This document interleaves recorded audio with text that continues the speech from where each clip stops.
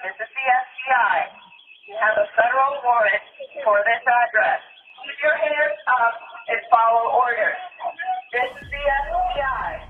We have a warrant for this. They handcuffed me and my wife out here. They wanted me to sit on the curb while they were carrying this out, something that I refused to do. They wanted my wife to sit on the curb out here, that she refused to do.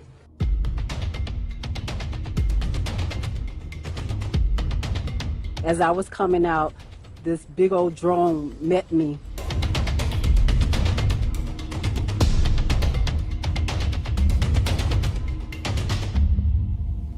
The only revolutionary organization that's done something here on the ground practically for African people is the one that's come under attack.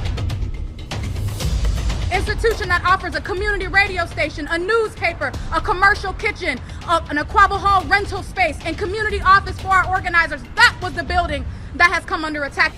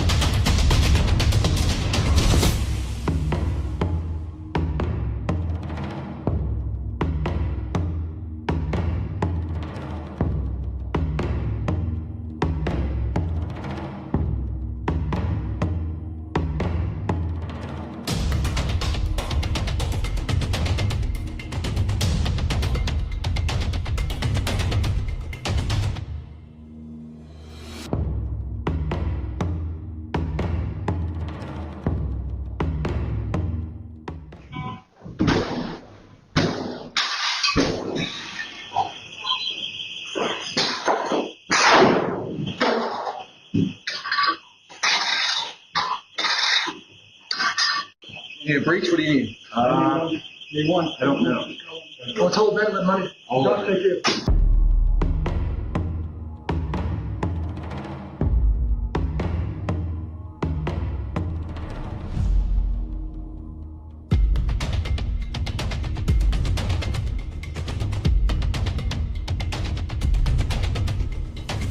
We will build a movement of white people that says hands off the Uhuru movement. They see in the African People's Socialist Party a vanguard for the struggle for the liberation of our people. They see that because not just what we do here in the United States, but because we had the temerity to do like Garvey, to do like Malcolm X, and take the struggle of black people around the world.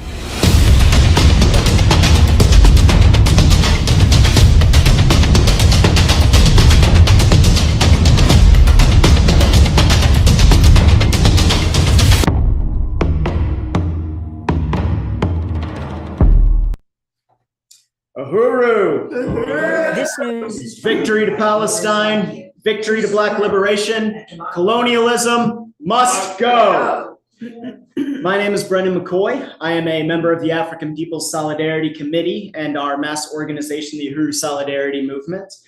For anyone who's curious, Uhuru means freedom in Swahili.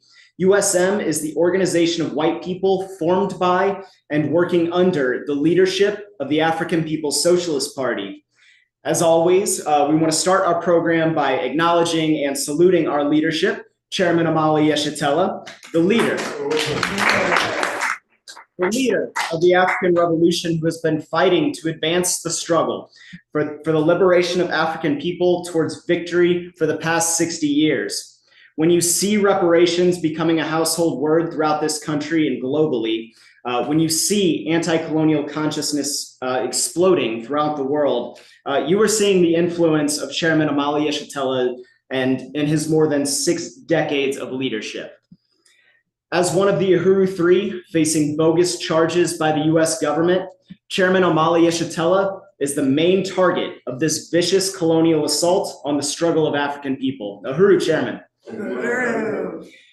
I also want to salute Deputy Chair Onezine Yeshitela, the architect. The architect of the Black Power Blueprint and leader of more than 50 political economic institutions of African self-government and dual power in the hands of the African working class. We are honored to have DC Ona here with us tonight, and we salute your leadership. Deputy Chair. Uhuru. I want to salute Chairwoman Penny Hess, Chair of the African People's Solidarity Committee. Has worked under the leadership of Chairman Omali Yeshitela and the APSP for nearly 50 years to build principled solidarity from the white community with the anti-colonial struggles of African and colonized people of the world. Penny is also one of the Uhuru Three. And I also want to salute Chair Jesse Neville, the last of the Uhuru Three, Chair of the Uhuru Solidarity Movement, which is the organization sponsoring tonight's teach-in. Uhuru, Jesse. And I want to say, drop the charges against the Uhuru Three. Drop the charges. So I also want to salute Nancy Mansour, one of our guests tonight, co-founder of Existence is Resistance and executive director of Eyewitness Palestine. I also want to salute the courageous students who are here with us today, Kieran, Connor, and Icarus, who will be reporting on the front lines of these struggles we're seeing manifesting on the campuses throughout the United States and really throughout the world. So thank you all for being here, everyone here in person, as well as everybody joining on Zoom, YouTube, wherever you're joining from. We hope that you will be moved by this event to join the Uhuru Solidarity Movement if you have not already done so. USM is on a mission to recruit 1,000 members by the end of this year. If you would like to be one of those 1,000 white people who stand in solidarity with Black power and victory to African, Palestinian, and all oppressed people, you can go to uhurusolidarity.org/join and become a member right now during this teach-in.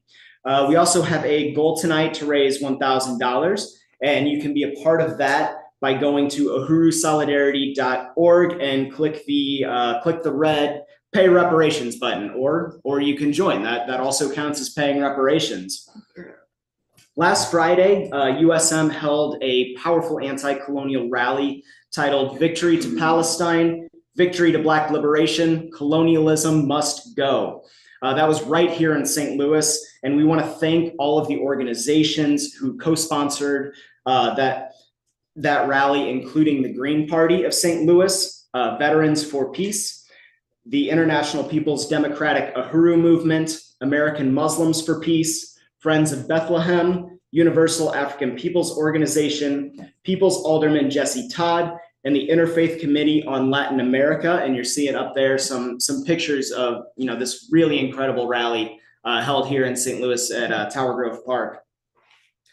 So to conclude this introduction, we salute the resistance of African, Palestinian, Indigenous, and colonized people of the world. What will be made clear tonight is that the oppressed peoples of the world are winning. Tonight's teach-in will delve into the question of our responsibility as white people, as members of the colonizer population, whether in the settler colonial state of Israel or right here in the settler colonial state of the United States. The world is changing and colonialism is dying. The questions we're asking, we're answering tonight. How do we respond? What is our responsibility and what is our call to action? Yes.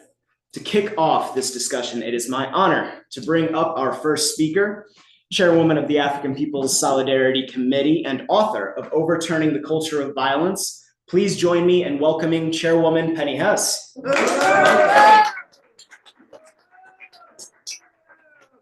Uhuru, thank you, Brendan. And I really want to welcome everybody here who came out tonight and all of those who are online. And I say Uhuru. Uhuru means freedom in Swahili. This is what we have learned from Chairman Omali Yeshitela and the African People's Socialist Party, under whose leadership we are organized, and that the question of freedom, of the liberation of African and oppressed peoples must be on our mind every single day. We are committed to that. Again, I am honored to be here. I welcome all of you. I want to say we are living in a powerful time in history to be able to witness in real time the struggle of the Palestinian people, to see this rising up against the vicious colonial state, US-backed state of Israel that has colonized the people of Palestine based on the template that the United States represents and that colonialism inside the borders of the United States represents. And I also want to salute my leadership, Chairman Omali Yeshitela, because Chairman Omali Yeshitela has taught me and taught us that as white people, that we need to go into the white community and tell the truth about the world as it really is, not as we think it is, but to begin to see the world as it is experienced by those living under colonialism around the world and inside the borders of the United States. That this is our responsibility to take this on, to realize, as the chairman has said, that we live in a system that lets us sit on a platform, a pedestal of the oppression of African people, indigenous people, and oppressed and colonized peoples on the planet Earth. And I do know, I saw something in the New York Times the other day where they were saying that 70% in a poll that they had taken, 70% of the respondents to this poll said that they believe that this system has to go, yes, that there are no solutions in the system. And so this is part of the struggle that we're seeing, where the people who have been oppressed and colonized, who are facing this Nakba, who are facing genocide, who are facing violence, colonial violence, are rising up and taking power over their lives. And we start by the way, I do want to salute also Deputy Chair Onasene Yeshitela of the African People's Socialist Party.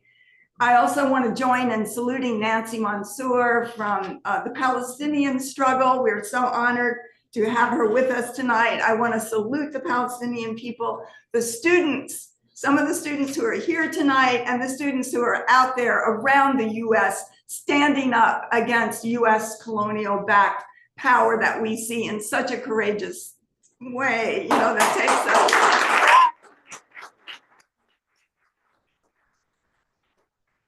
And, you know, we're seeing the bombings, we're seeing the actual complicity of the white population, the Israeli, the settlers in US-backed Israel being complicit with the genocide being waged by the state of Israel, backed by the United States. We see that complicity, and we see here the ability of white people to take a principled stand, to stand on the side of the oppressed and colonized.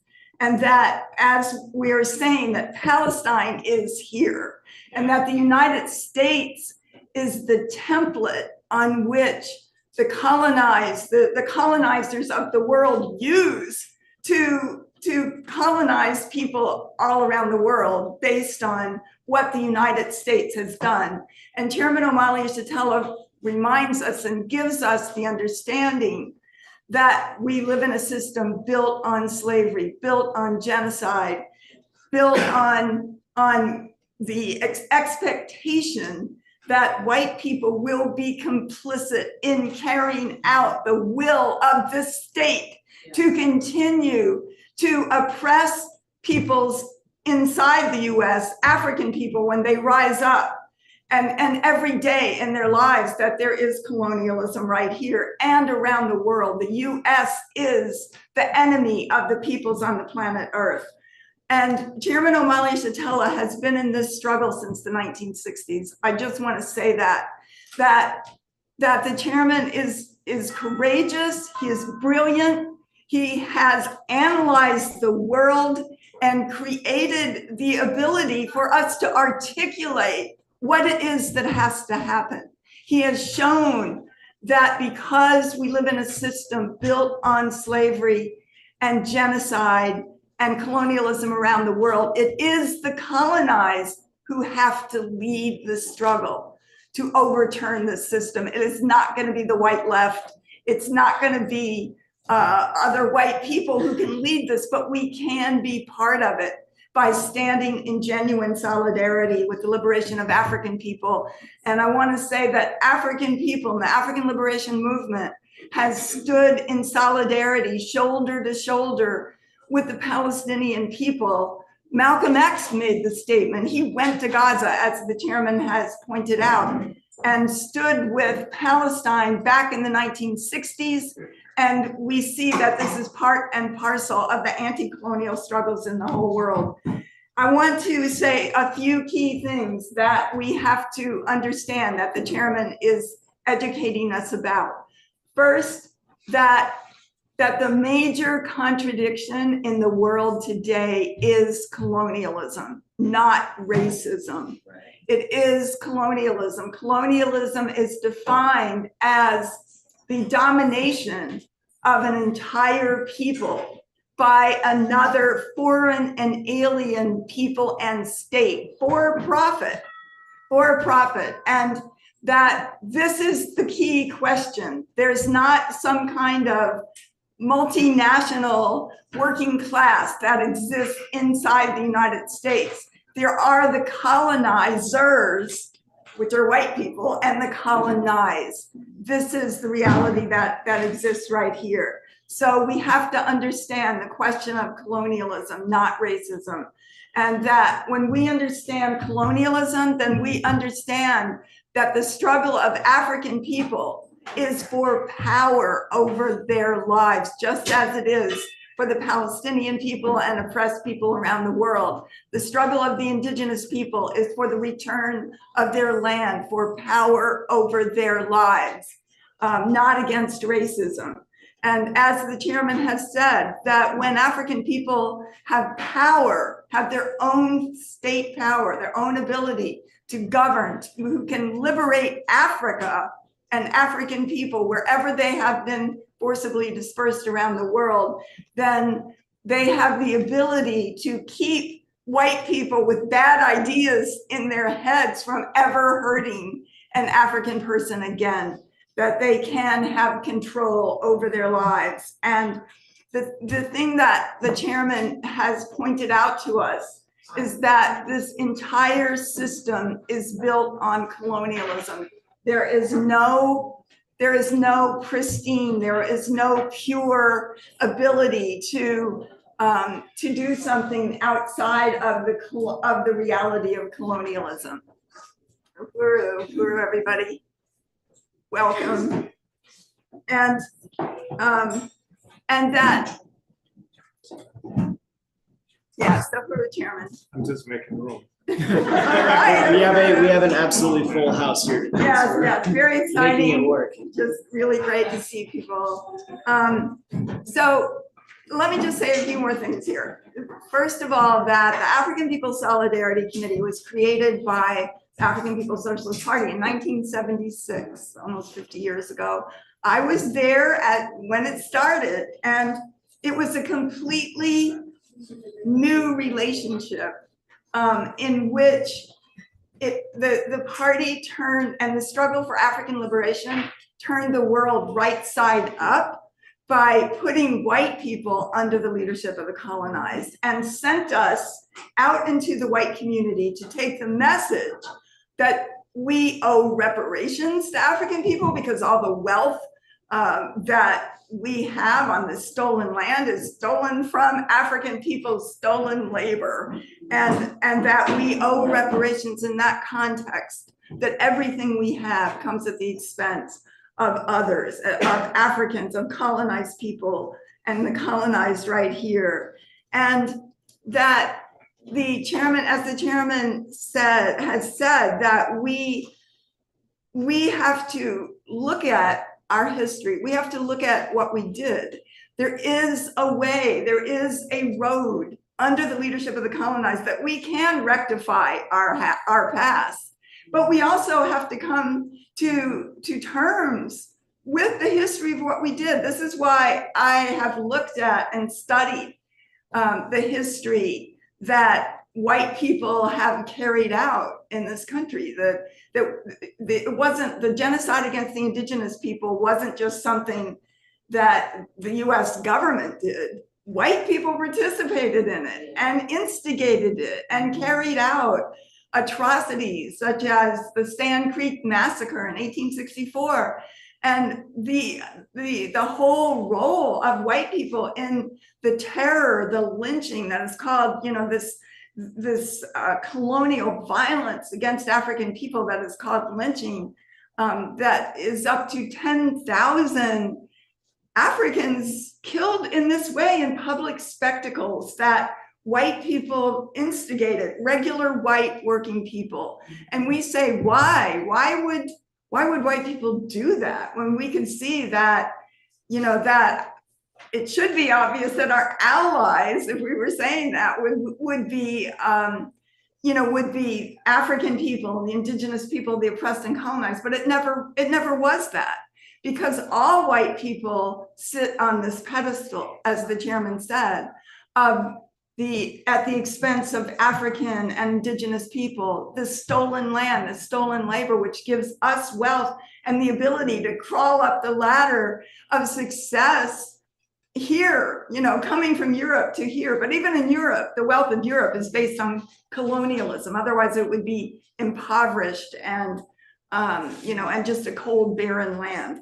So, that we have to look at that history. We have to take responsibility for our complicity and for our ability to sit back and look at the world as it is today, as if it has no relationship to us, and to say that we will not walk over the bodies of African people and indigenous people right here to say something about Palestine, because Palestine, the liberation of Palestine, is part and parcel of the entire world anti-colonial struggle led by, inside the borders of the United States, led by the African liberation movement and the struggle to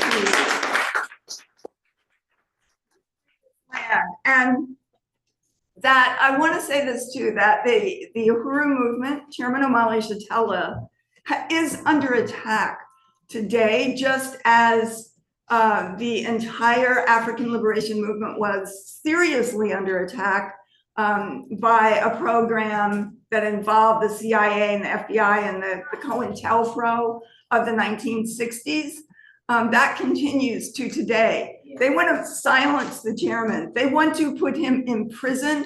And Jesse and I are also under indictment for our words. Yeah. There is no violence. There is no fraud. There is no theft. There is nothing that would be even a crime under their First Amendment. This is simply because of the words that we have said, and those words are: African people must be free, indigenous people must be free, oppressed and colonized peoples of the world must be free. And as white people, we stand on the side of that.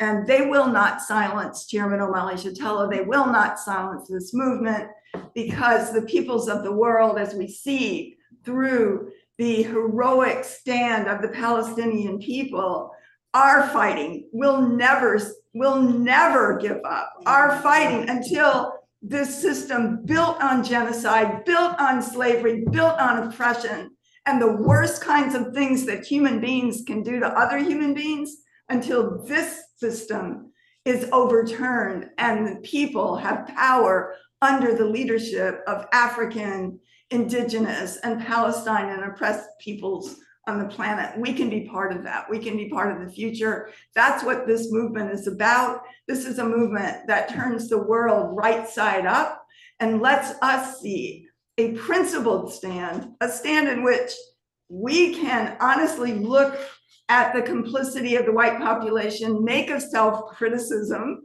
and join in a future in which all human beings can live, no one at the expense of anybody else. This is what the Palestinian people are fighting for. This is what African people are fighting for. This is the future, the only future of this planet. This planet is is dying itself based on this same colonial policy that is exterminate everything, exterminate the human beings, wipe out the land, wipe out everything, becomes a commodity for the benefit of the white population. And we're saying we won't do that. We stand with the liberation of Africa and with Palestine and with the indigenous people and the oppressed and colonized peoples of the world. People will be free, free, free Palestine. And we say, Israelenu, Africa. That means Africa belongs to African people. So, Uhuru.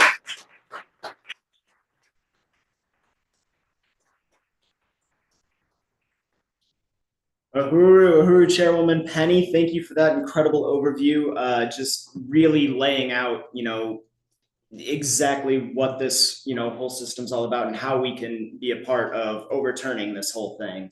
So thank you for that. Next up, unfortunately, Nancy was unable to join us, but I am honored to welcome Nardine Kiswani, Oh, great. Palestinian freedom fighter of the organization Within Our Lifetime, based in New York. Welcome, Nardine. Thank you so much for joining us. Hi, everybody. Thank you guys so much for having me. Apologies that I'm not able to be on camera at the moment, and my voice is a little cracked from action we had yesterday in honor of Nakba Day. But I'm really honored to be here with you all, to hear from the rest of the speakers, and to follow such an amazing talk as well. I just wanted to start off by saying that we are commemorating the Nakba. This is a very important week, a very important day when it comes to contextualizing Palestinian history and ultimately what we are fighting for and against. The Nakba means catastrophe in Arabic, and it marks the expulsion of over 750,000 indigenous Palestinians from our homeland, the depopulation of 531 villages in leading up to and in 1948 by European Zionist Jewish militias who invaded our villages, who made our men dig their own graves before they were shot into them, who killed and kidnapped our children, who raped our women. And, this is an experience that has touched every single Palestinian. There were massacres committed all throughout different villages in Palestine. And if folks weren't directly massacred or affected directly by Zionist violence themselves, the fear of knowing that there were these bloodthirsty militias coming to, kick you out of your homeland, to use whatever means to take over our homes and towns and villages. And the fact that Palestine was also being starved at the time, caused mass displacement within Palestine, but also, to neighboring Arab countries. And to this day, the Nakba has not stopped. What we're seeing ongoing in Palestine right now, the genocide that has claimed over 40,000 people in the last 6 months, is nothing new. It's the logical conclusion, and it's, what we've always warned about, what Israel was planning, because Israel was created through mass theft and violence and plunder, and it continues to do the same in order to colonize Palestinian land. They've already began advertising waterfront properties in Gaza. The U.S. wants to build this port that they claim is for humanitarian aid, but we all know it's just another way to get their claws into Gaza as much as possible and continue to steal and colonize Palestinian land. So it's important to remember that, without the creation, without, all of these massacres happening, the creation of the state of Israel would not be possible. And, we are not unique in that sense, because we understand the US, Australia, Canada, UK, Canada, New Zealand, to be settler colonies. And so, when people think that to appeal to US power to demand freedom for Palestine is possible, it's important to remember the words of Biden himself, who said, if there were not an Israel, the US would create one, because it operates essentially, well, that's what he said. But what I'm saying now is that essentially operates as a military base for the US. It's another settler colony that advances the interests of these settler colonialists and these imperialist states. And so, in order to fight against this, we don't appeal to power, within a settler colony ourselves, that, as you heard from the speaker before me, has built its wealth and has built, everything on the plunder, the murder, the genocide of both indigenous folks in this land, as well as Africans um, that were trafficked, that were enslaved, that were killed, that had their resources also stolen from their land, and that continue to be, internally colonized.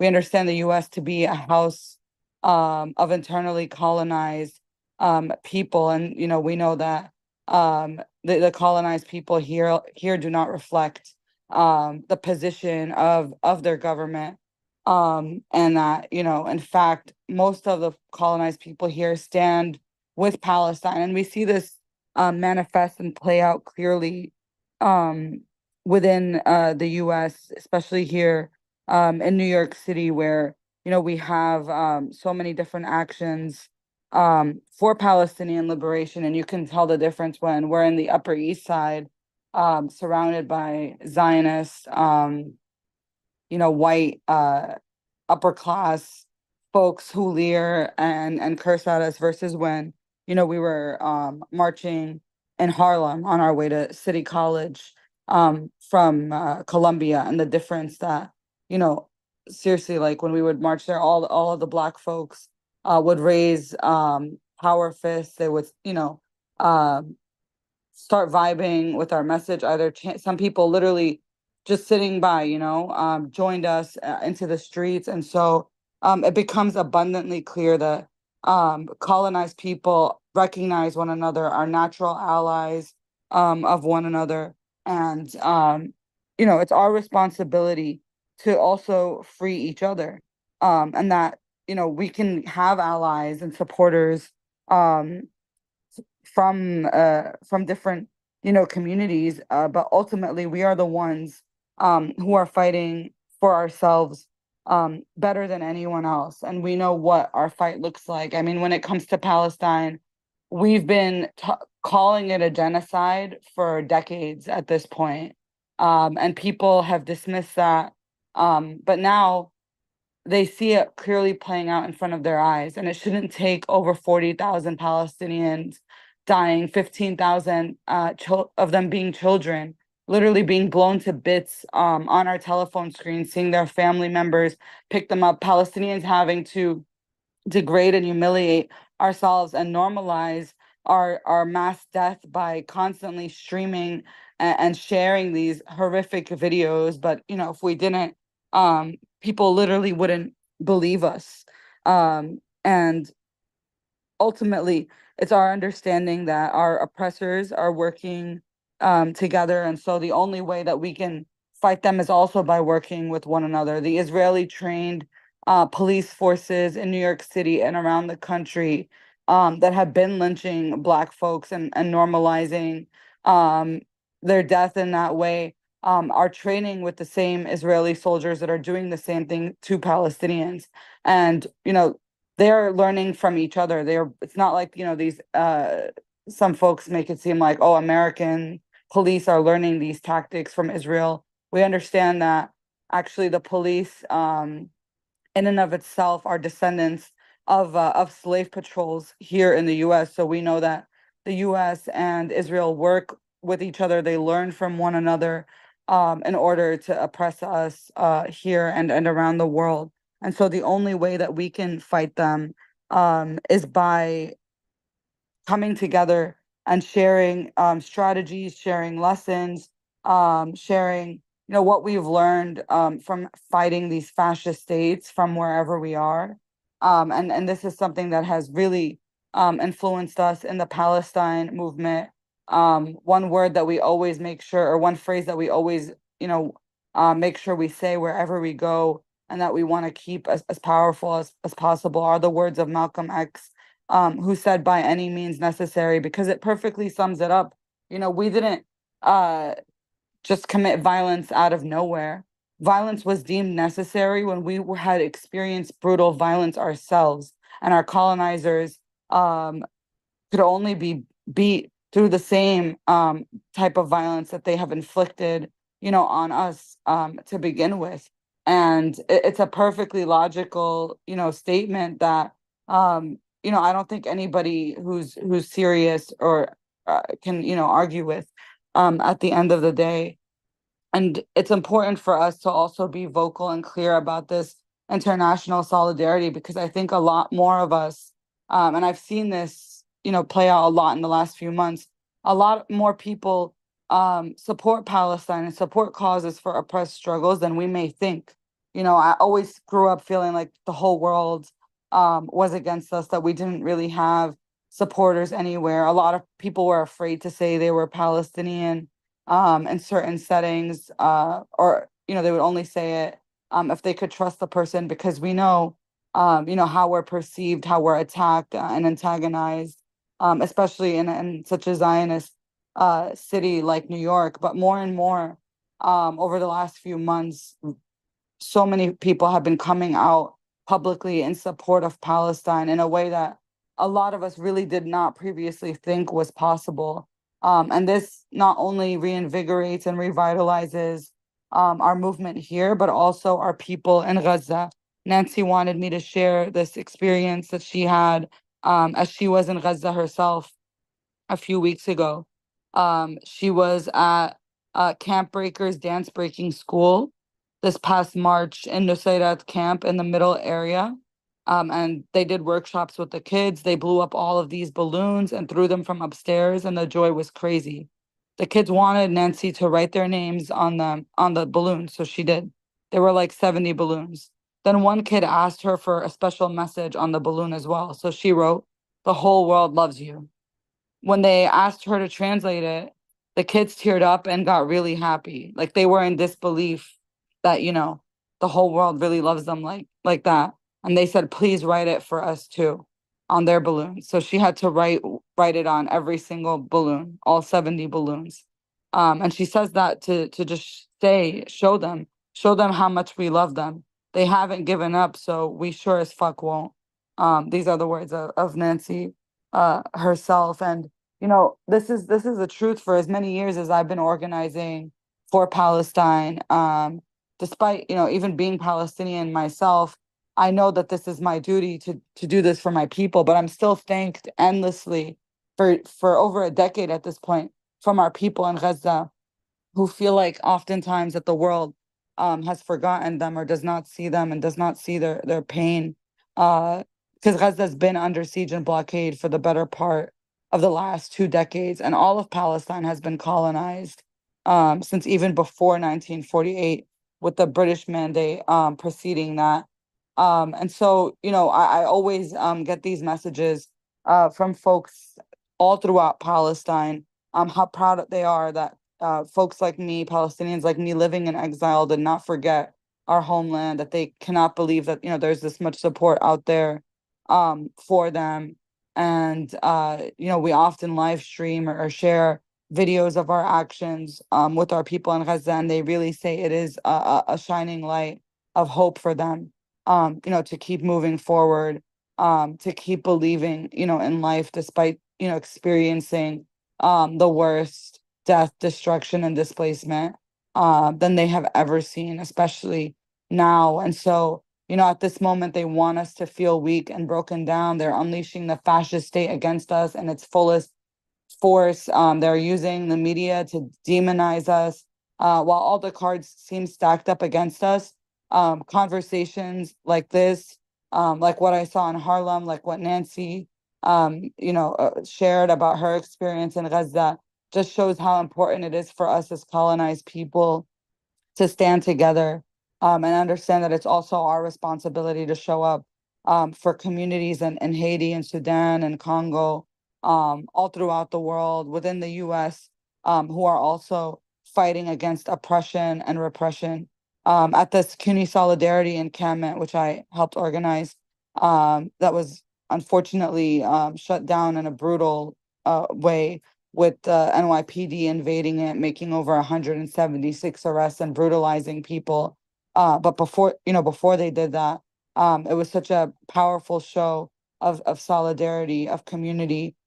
City College, for those who are not familiar, that CUNY campus is located in Harlem. And so folks from the community, folks from so many different oppressed nationalities and struggles came together to share ideas, to show their support for Palestine, to break bread with one another. And Mumia Abu Jamal, which I'm sure many of you know, the political prisoner, actually called into the solidarity encampment, just as he has called into so many Palestine protests before, to say that, as long as there is oppression, there will be resistance, and that, the resistance of the Palestinian people is justified. The resistance of colonized people is justified anywhere. And so we demand his freedom, the freedom of all Palestinian prisoners, and the freedom of all of the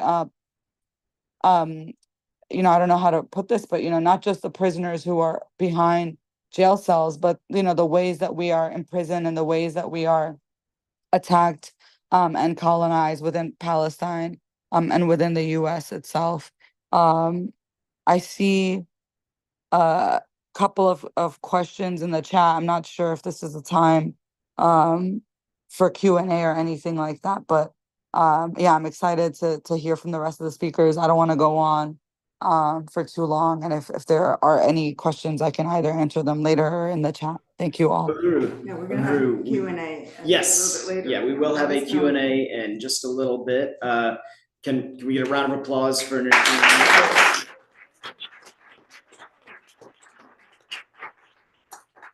Thank you so much for providing that critical perspective. And I just want to say, I want to echo kind of the sentiment you were ending with, that all oppressed people will be free by any means necessary. Yes. Uhuru. Next up, I want to welcome National Chair of the Uhuru Solidarity Movement and representative for the USM Working Group, Jews Against Colonialism, as well as one of the Uhuru Three, Jesse Neville.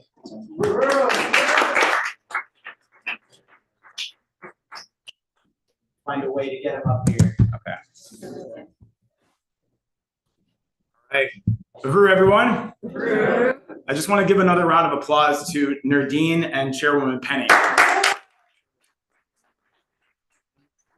Nadine Kaswani, thank you so much, and thank you to Nancy Mansour as well. And that was an incredibly powerful statement that we just heard from Comrade Nadine. And I just want to express my unity with all of the words that were just expressed in this event.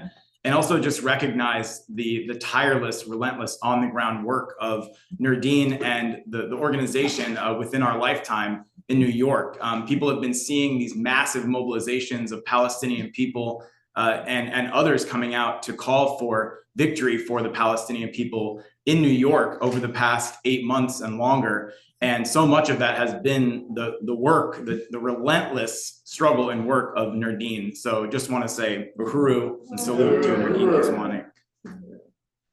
And I will be showing a presentation here, so let me make sure I can do that.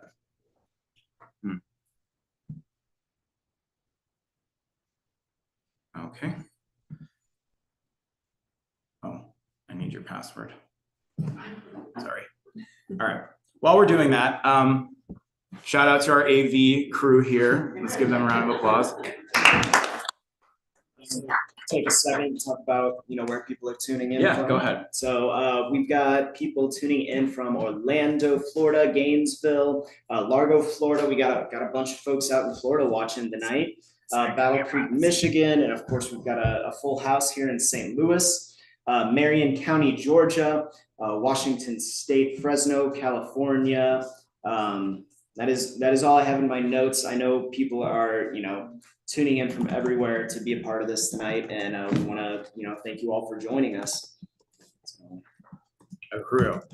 All right. Well, I am just struggling to get on here, but I will just start off by saying that I'm very honored to be participating in this event, and I will be speaking on behalf of the working group of the Uhuru Solidarity Movement, which is called Jews Against Colonialism. And I'm hoping I will be able to show this presentation. You can use mine. It's not working. Okay. We're also seeing a lot of support in the chat, which is fantastic. All right, here we go. Oh, okay. Okay. So let me try that one more time. Thank you, everybody, for your patience.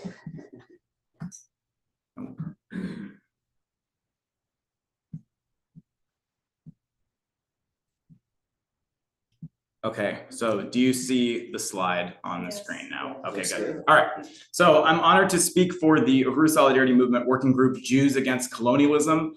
We represent the anti-colonial voice of Jewish people in this country and around the world who stand with the struggle for victory to the Palestinian people, victory to Black liberation, who say colonialism must go and no more genocide in our name. I was raised in a Jewish family, and like many others, I was raised to believe that unquestioning allegiance to Israel is intrinsic to the Jewish identity.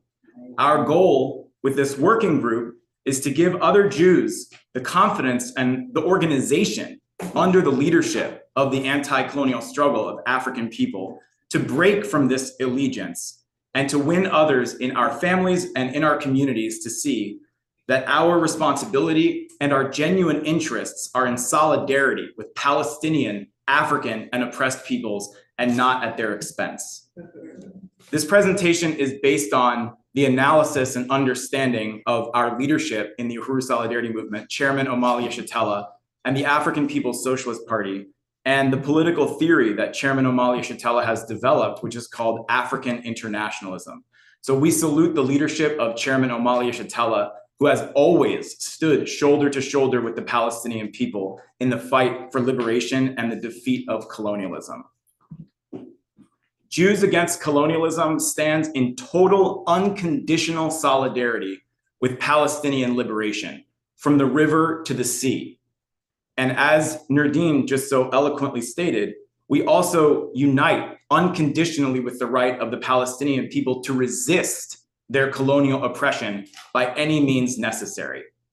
We begin by recognizing, as Chairwoman Penny laid out, as the previous speakers have laid out, that what is happening in Palestine today is a struggle for national liberation that is part and parcel of the global struggle against colonialism.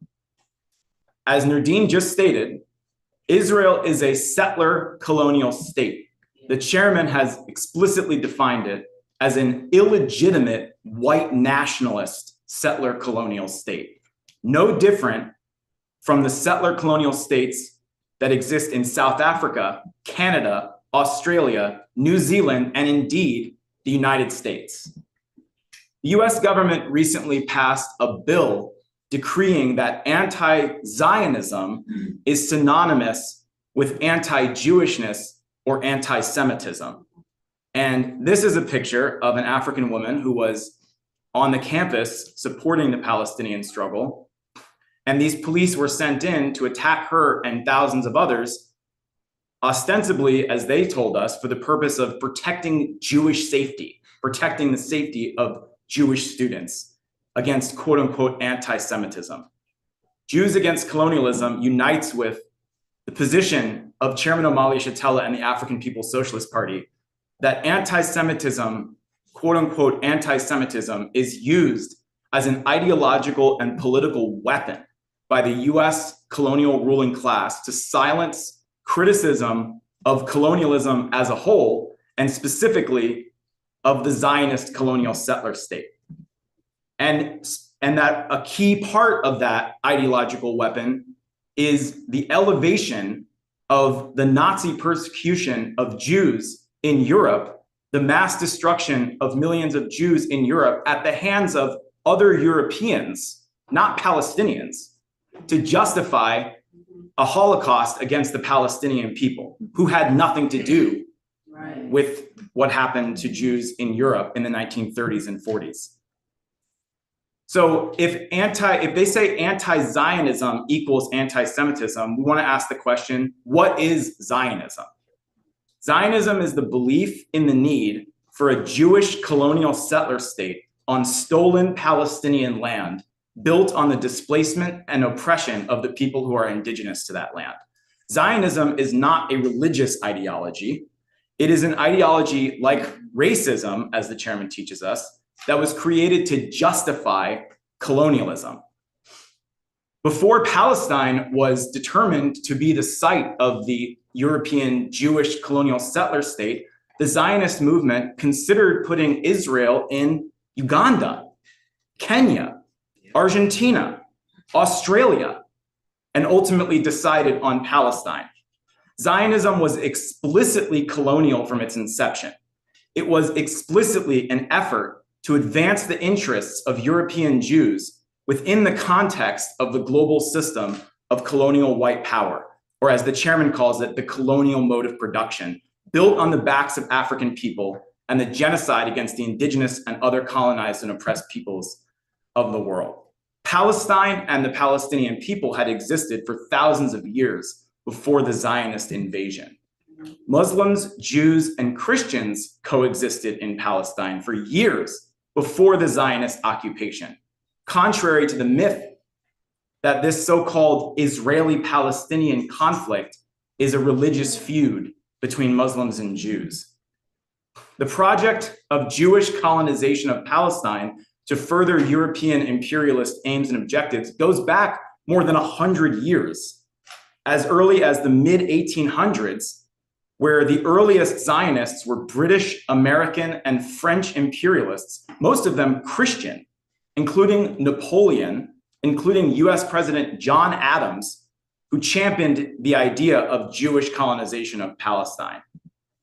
As the chairman has explained, the Jewish Zionist movement began in the context of the overall historical process of European imperialism in the late 19th century. Theodor Herzl, the founder of modern political Zionism, authored his manifesto, the founding manifesto of the Zionist movement, the Jewish state, in 1897, just 12 years after the Berlin Conference, where Africa was carved up by the major European powers of that time. And I'm not going to read this whole thing, but this is a direct quote from Theodor Herzl, who was going around to all of the white colonial powers of that time, trying to win support for the Zionist initiative. And when he approached Britain, he specifically went to Cecil Rhodes, the brutal genocidal colonizer, and appealed to him by saying that Zionism was a colonial project. And as an English imperialist, he should certainly understand why it would be a good idea. He said it doesn't involve Africa, but a piece of Asia Minor, not Englishmen, but Jews. How then do I turn to you? Because it is something colonial. So right now, there are Zionists who are trying to deny that Israel is a colonial project, but in the words of the founder of Zionism, it was explicitly colonial. So in 1916, the English and French governments had a secret agreement between them called the Sykes-Picot Agreement to divide up the so-called Middle East between themselves, with Palestine, with the borders that came to constitute Palestine being turned over to British authority. And in 1917, the British government issued the Balfour Declaration, declaring Palestine the national homeland of Jews. In 1920, the League of Nations issued a mandate for Britain to seize administrative control of Palestine. This period between 1920 and 1947 is known as the mandatory period, where it was under British control. And it's during that time when thousands and thousands of European Zionist Jews accelerated their invasion into Palestine and began the process of pushing the Palestinian people off their land. Then in 1947, the United Nations splits Palestine and gives the majority of it to the Zionist invaders, who, though they were still a minority of the population, got more than half the land, but they wanted all of it. So they got to work exterminating and pushing out the Palestinians. And this is what we just heard about so eloquently from the previous speaker, the period that's remembered by the Palestinian people as al-Nakba, the catastrophe, the process of mass murder and expulsion that created the state of Israel. 80% of indigenous Palestinians expelled from their homeland. Over 530 Palestinian villages destroyed. Yesterday is commemorated by the Palestinians as Nakba Day, because yesterday is celebrated by the Israelis as Israeli Independence Day, the day that they formally established this genocidal settler colonial occupation regime known as the State of Israel. So in 1967, Israel waged a colonial war to steal even more land. This is where they expanded the colonial borders of Israel to encompass the stolen territory of the West Bank, the Gaza Strip, East Jerusalem, and the Syrian Golan Heights. So this history is the basis for the genocidal violence and heroic resistance happening in Palestine today. The Palestinian people have always fought fiercely, including during what is called the First Intifada, or popular uprising, from 1987 to 1994, and the Second Intifada from 2000 to 2005, and every day since, including to this very day. So I want to close by saying that as the Uhuru Solidarity Movement, under the leadership of the African People's Socialist Party, as Jews Against Colonialism, we call on Jews to join this working group, to get active, to start organizing in our communities, and to show others that we can stand for a free, independent Palestine from the river to the sea, not a so-called two-state solution that assumes that colonialism will be permanent and there will always be a colonial settler state of Israel, and the Palestinians just have to learn how to live with it, how to coexist with their oppressors. It is their land. All of it should go back to the Palestinian people. And there's always this question that comes up, well, what will happen to Jews if Israel no longer exists? What will happen to the Jews who live there? And the answer is the same as it is for white people here. When indigenous liberation is achieved here, what happens to the white people here? That's up to us. That's determined by the stance that we take. I saw a video just earlier today of the heroic and iconic Palestinian freedom fighter, Layla Khaled.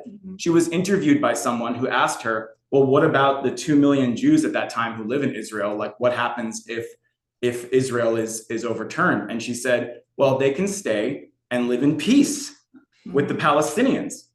If they don't want to do that, they should get the hell out. It's that simple. And there is another way. We can live in peace, but it has to come through solidarity. It has to come through solidarity with African, with Palestinian people, with all oppressed peoples fighting for their liberation. So to conclude, I want to unite with the statement Chairwoman Penny made, that we can't walk across the Palestine here to oppose what the same system, the same colonial system, is doing in other parts of the world, because it's always been so easy for white people to do that, to see it everywhere else except for right in front of us in this Palestine, in this genocidal colonial settler state in which we are the Israelis, every white person in this country. So we have to unite with and stand with the African Revolution, the leadership of the whole worldwide struggle against colonialism, and make the commitment to refuse to allow this government, this ruling class, to use the memory of Jews who were persecuted in Europe by other Europeans, to pervert their memory by using it as ammunition to justify a genocide, a Holocaust against the Palestinian people, and to hide from view history's most heinous crime against humanity, the Holocaust against African people that began 600 years ago and has been uninterrupted ever since. So let's build Jews Against Colonialism. Let's build the Uhuru Solidarity Movement. Colonialism must go. Victory to Palestine. Victory to the indigenous people. Victory to the African Revolution. Uhuru.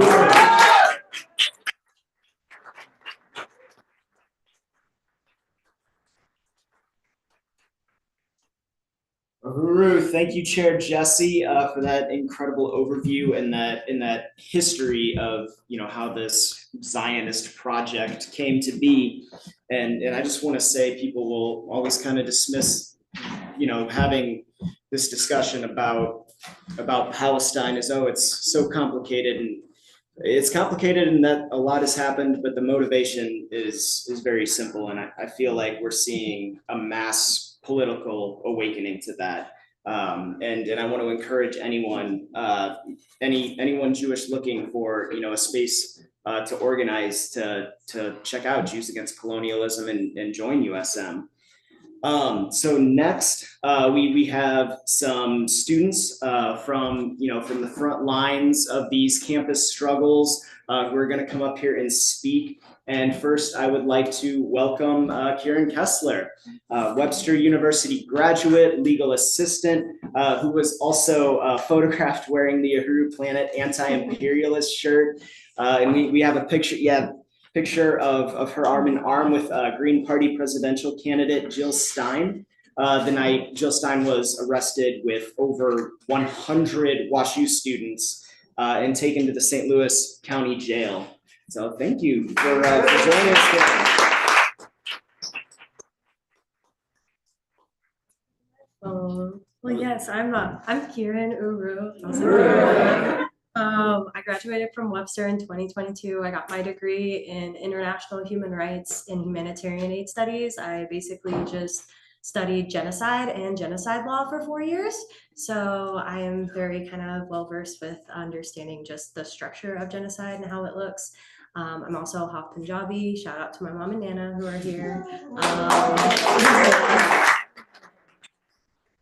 A very specific understanding of the ways in which British imperialism very much messed with my people and how we were displaced. And my Nana was actually born before the partition. So that's kind of wild. Yeah. Yeah, I'm here today to speak about what happened at WashU on April 27th. At WashU, I watched as WashU ended up utilizing 4 different police departments to criminalize its students and alumni for expressing solidarity with Palestine.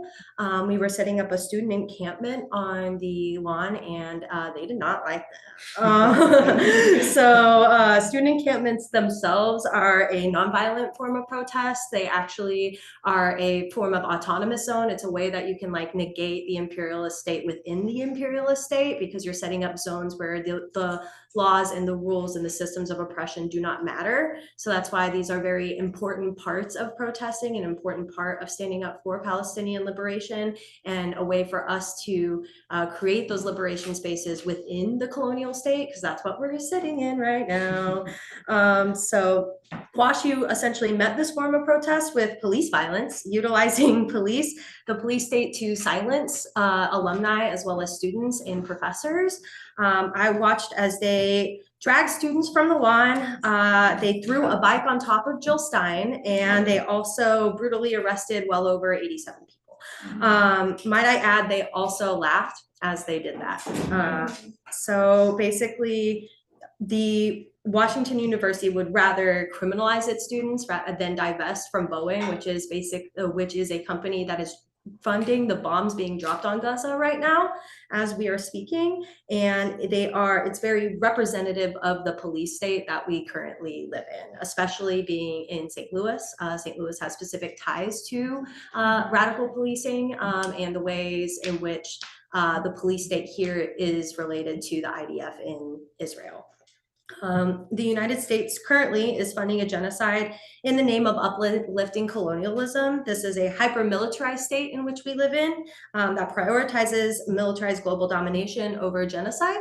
35,000 Palestinians are dead at the hands of Israel, and our president just made a $1 billion arms deal with that same state. So that's something we need to keep in mind. We are funding genocide, and our tax dollars are in turn also funding genocide. The US was founded on genocide of Indigenous and Black peoples. The US was the reason that the current definition of genocide is so skewed, because they realized that if they included things like culture, that the US would have to reckon with its own past of forcing populations into oppressive states and eradicating essentially a huge chunk of Indigenous people. So oppression isn't a thing of the past. It's something that we definitely see now, whether it's here or abroad via our military bases abroad, as well as like the way that Indigenous people on reservations are treated and the way Black communities are forced into poverty at the hands of the state. It's not something that has been in the past. We live it in the present moment. This is why the call for liberation is so extremely important. To think that genocide, that our genocide, the genocide in this country, is not connected to the one in Palestine would be a farce. It is a ridiculous assumption. Israel was created by the West, favors the West, and has an intrinsic relationship with the same systems of oppression that we see in this country today. So it's very important that we recognize those connections, and that Israel would not be a state if it weren't for the undying US support. This state will always try to silence those negating the national interest of domination, which is clear when we look at instances like the Uru 3 being persecuted at the moment. Whether it is physical force or through cyberspace silencing, the state will always work to limit liberation and freedom for the greater people. Even with the Uru 3, we've seen Nancy Pelosi even address the fact that this FBI investigation is going to be used in order to silence Palestinian activists, which is incredibly important to take note of. To think that we are free is a farce. We do not even have the language to comprehend our unfreedoms in this country, because it is limited to us by the state as a whole. So thus I stand for Palestine. I stand for Palestine because recognizing that Palestinians have a right to their own land is so important. No one should be expelled from their homeland, and this is a textbook settler colonialism genocide, which is actually a specific kind of genocide that the US actually kind of coined. Yeah, crazy. So I stand for Palestine because US bombs are currently killing Palestinian children. They're killing Palestinian mothers and fathers, teachers, professors. There are no universities standing in Gaza right now. Hospitals are depleted, and now journalism is no longer allowed within Palestine, as Israel has expelled it. And Rafah is being attacked right now, which is the last outward point for Palestinians to leave the country. So with that, to truly stand for liberation of all peoples, we have to really include the conversation of Palestinians.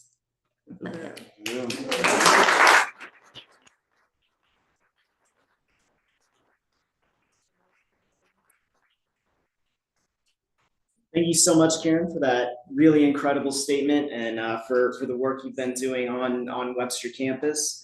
Next, we have Connor Eames, a WashU student and a member of USM, as well as one of the students who was arrested that night. So, Uhuru, Connor.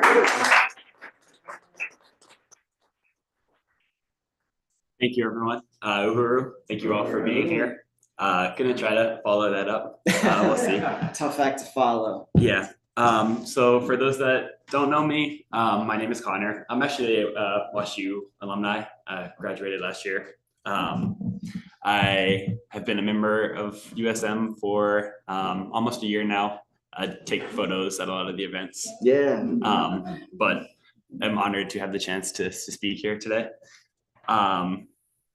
So yeah, like Karen mentioned, I won't go too deep into it, but I was actually arrested at WashU 2 weekends ago. The group came to the campus to protest the university's involvement with Boeing. Like Karen mentioned, Boeing here in St. Louis and in St. Charles manufactures the jets and the bombs that Israel is using to commit genocide against the Palestinian people. WashU deployed their own private police force, as well as police forces from a few different municipalities in the city and county to violently arrest. I believe the number was over 100 students, faculty, alumni, and community members.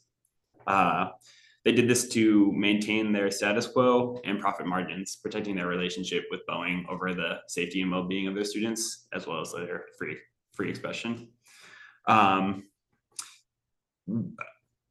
I think it's important that we stay focused and continue to fight this status quo. The relationship that WashU and Boeing has kind of relates to a lot of the issues we're seeing in the United States now. It's the same status quo that funds the IDF and accepts the starvation of innocent Palestinians because of our relationship with the colonial state of Israel. It's the same status quo that relies on the exploitation of the global south in places like the Congo for resources and for profit. And it's the same status quo that has desensitized us to police violence that we see here in the city of St. Louis. It's our duty to speak out. At these rallies for Palestine, you often hear silence is violence. The same way that silence is violence regarding Gaza, the same is true for the genocide that we're seeing of African and indigenous people in the United States. The sooner that we can all come together and push this message, that we can shed these chains and work to dismantle colonialism. So one last topic, at these protests for Palestinian liberation, you often hear the chants, this is what democracy looks like, and this is what community looks like, and this is what family looks like. I wanted to highlight that because I feel like that's the work of the Black Power Blueprint and the Uhuru Solidarity Movement is embodying this idea. We can see what self-determination looks like within our community and self-determination for people everywhere. We see it at these teach-ins, the farmers markets that we have, the gardening community meetings and conventions like these that draw people from all over. We see the future where we can care for each other, teach each other, feed each other, and kind of free ourselves from these colonial rulings.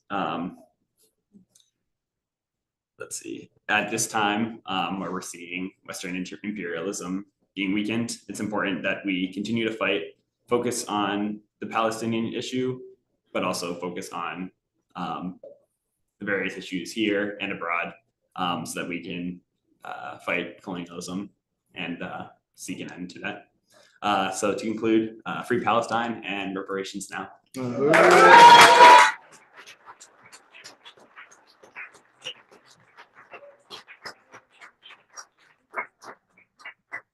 Uhuru, thank you so much, Connor, and I really like that in reference to the Black Power Blueprint. Like, I know it's a lot of syllables for a chant, but this is what self-determination looks like.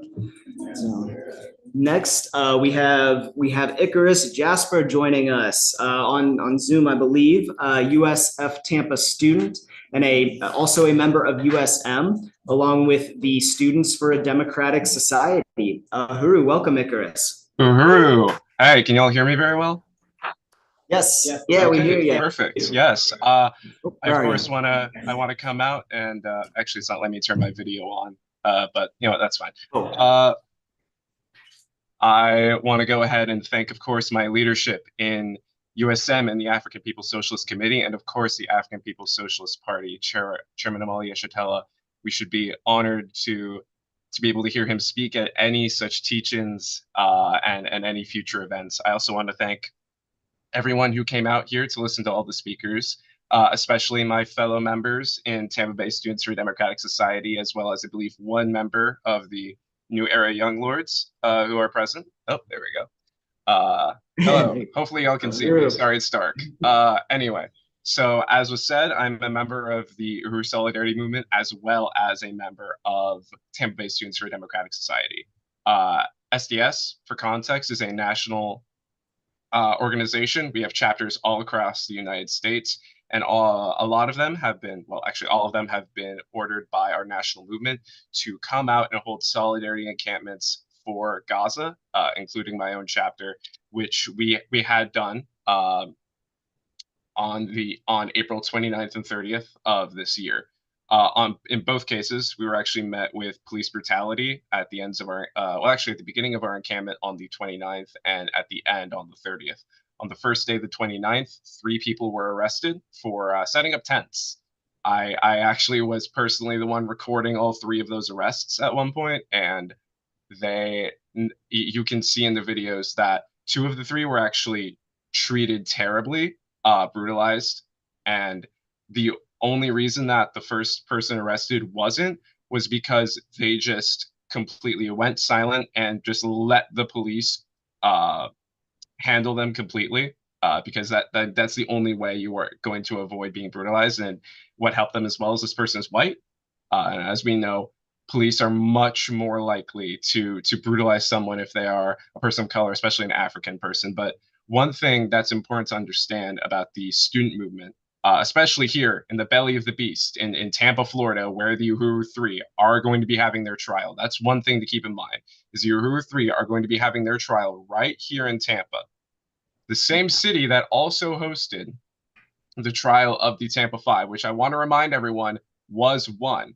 And it was not only won by students, but by help from the African People's Socialist Party, by help from the Uhuru Solidarity Movement, and by help from the African People's Socialist Committee, because people showed up for one another. And that's one thing that's really important to understand about the student movement, is unlike a lot of other present movements at the time in our current age, the student movement is mixed with so many different kinds of people. We see different organizations that are, say, students for, well, actually, that's a bad example. Excuse me. Say the Uhuru Solidarity Movement is primarily white people.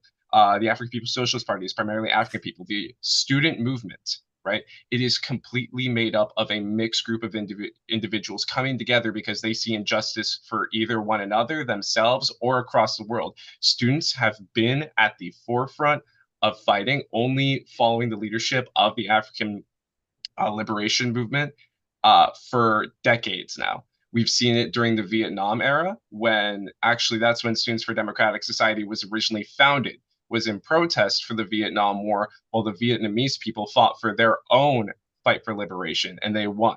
They won against the 3 different colonial states that attempted to take over their land and tried to hold them down and oppress them, but the Vietnamese won. And the same can be done here. But as I was saying, the student movement is held by many different people, by white people, by African people, by Latin people, by Native people. I'm personally a white trans organizer here in Florida, and it's important to understand that, especially in Tampa and especially in Florida, because people understand the oppression that's going on. Ron DeSantis has personally made protesting for the sake of Palestine, or for trans people, especially for Palestine, a terrible topic. He's tried to demonize people. He's tried to make the claim that we're anti-Semitic when we are not.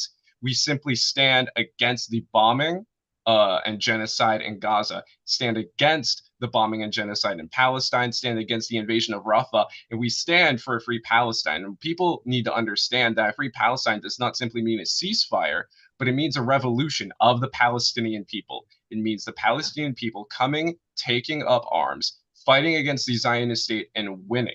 Because freedom is not simply a cease of murder. We cannot live with the idea that a ceasefire is somehow an end of this. It is simply a beginning. I will not say the beginning, because Palestine has been fighting for liberation for a very, very long time, coming on nigh on 80 years, right?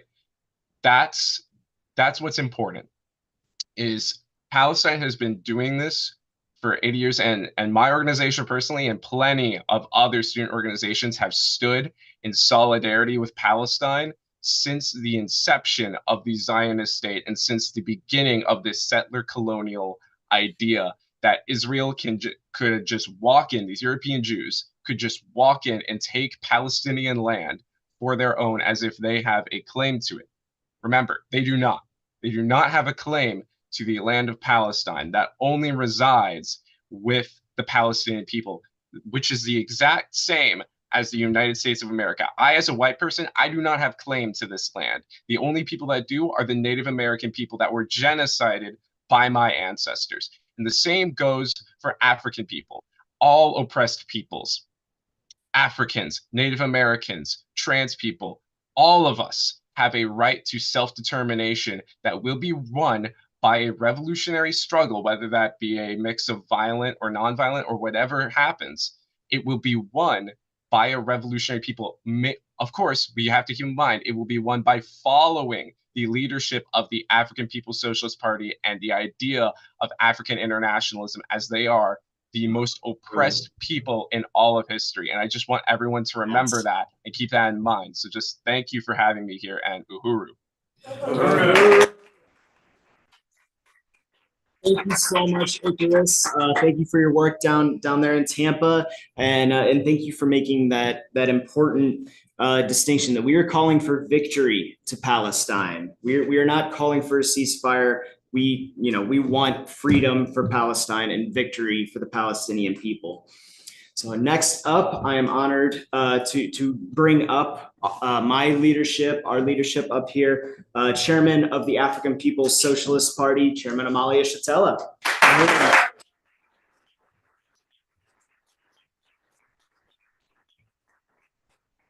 Uhuru. Well, thank you very much. I think this is an extraordinarily important meeting that we're having on today. It's a critical moment in history. That's something that's rather obvious to everybody. Of course, it's punctuated by the heroic struggle of the Palestinian people, who right now in a position of carrying all of the colonized peoples on their shoulders in this struggle against colonialism. But it's an extremely important moment. And I would like to remind us that despite the devastation that we see occurring right now in Gaza, it cannot destroy this revolutionary movement. I mean, the Palestinians, they're in Gaza, withstanding everything that they have been able to bring to them, has inspired oppressed people all around the world. It's bigger than Palestine. Oppressed people around the world have been inspired by the heroism of the Palestinian people. I would like also to remind us that despite the fact we talk about Biden and his last billions of dollars being sent to the white nationalist colonial state, settlers colonial state of Israel, this is a dying system. It's experiencing profound contradiction. And one manifestation of the contradiction, of course, is what's happening in Gaza now. But we are talking about a situation where the country that preems on the world stage about being those who protect and project democracy all around the world, fighting against autocracy and the rest of that, the most stable, the most reliable entity in the world, they got a former president right now on trial. And who's facing hundreds of years in prison if he's convicted on the stuff. And I'm not validating the charges against Trump, because I also recognize that what is happening is we have the situation where the state itself that usually pretends neutrality with an electoral process is being used by Biden as a campaign instrument to knock out Trump so that he won't have to face him or certainly, if necessary, face a wounded opponent in the election coming up November. That's an extraordinary thing to see. And then you've got the sitting president, whose son may share a cell with Trump if they can get Trump in prison, who himself is suspected of having taken resources illegitimately from foreign countries, if you will. It's an extraordinary moment to be here. And then the nature of this crisis is such that there are people right now who question whether or not there's going to actually be a successful election in 2024. I mean, we're talking about Palestine and the power of the United States sending billions of dollars to the illegitimate white nationalist settler state of Israel. And there's a question of whether or not they're actually going to be able to successfully hold an election.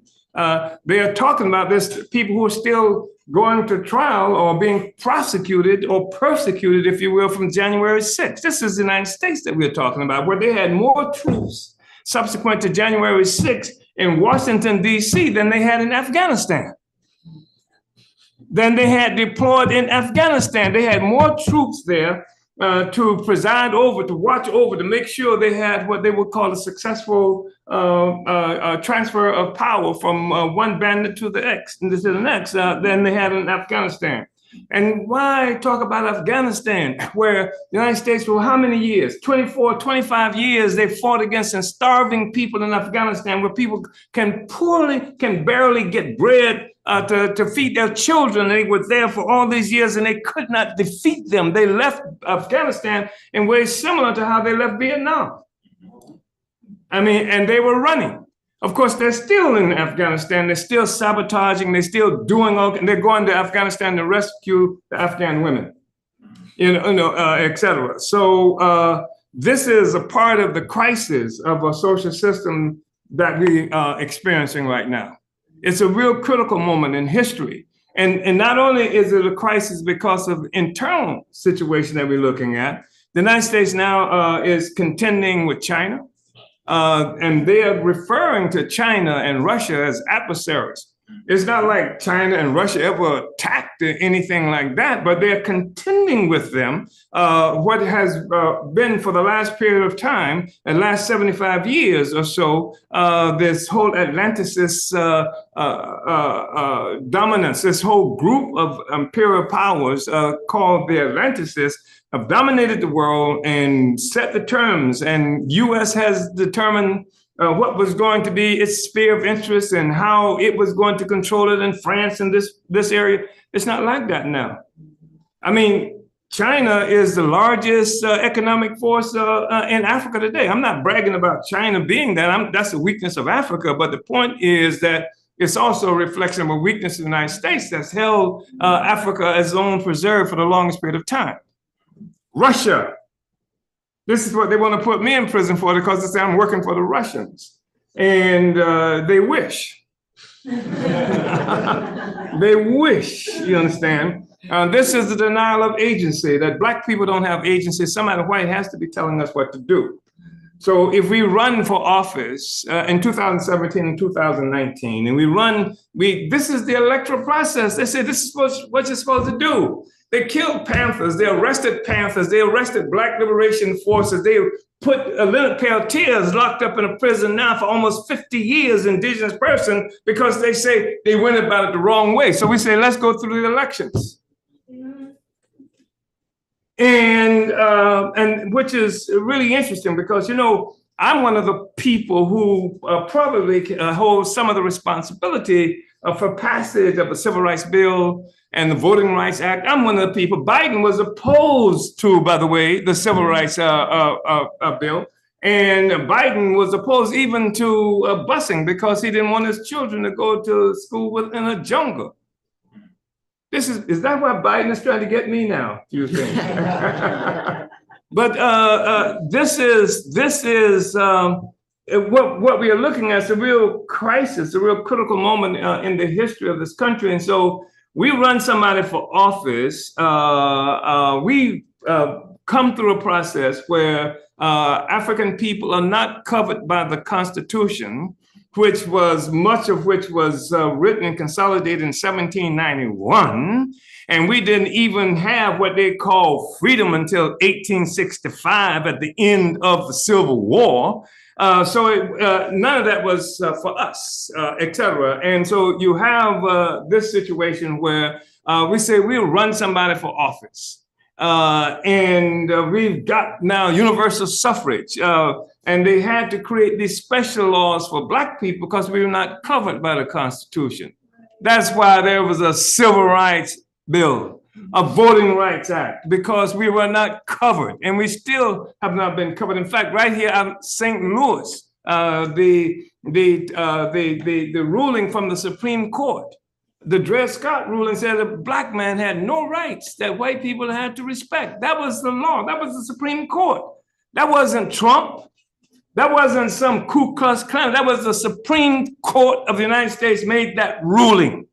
And it was not another court decision that automatically got rid of it. What got rid of it was civil war. And that's when that changed after the Civil War. So this is, I think it's really important for us to talk about this because we're talking about colonialism. And we need to be able to understand Palestine and what's happening to Black people and what's happening to the indigenous people here within the the place and role of white people in the world in some manner that explains the whole system to us. Because we're not faced just with a lot of colonialisms. There was a colonialism as a policy at some juncture when Portugal kicked off 600 years ago, little tiny insignificant Portugal that built itself like an appendix to Europe by going into Africa, kidnapping people, enslaving people, creating the sugar industry, plantations and things like that, and then spreading this throughout the rest of the world, capturing African people, selling people. And then this is what trained what came to be Europe. There was no such thing as Europe. There was no such thing as Europe. Europe, we had just these warring tribes within this particular territory who identified themselves, defined themselves primarily in relationship to each other. You had Goths, you had Celts, you had all of these different tribes and what have you, many instances at war with each other. And what was it that united them and gave them a common identity? Slavery, colonial slavery.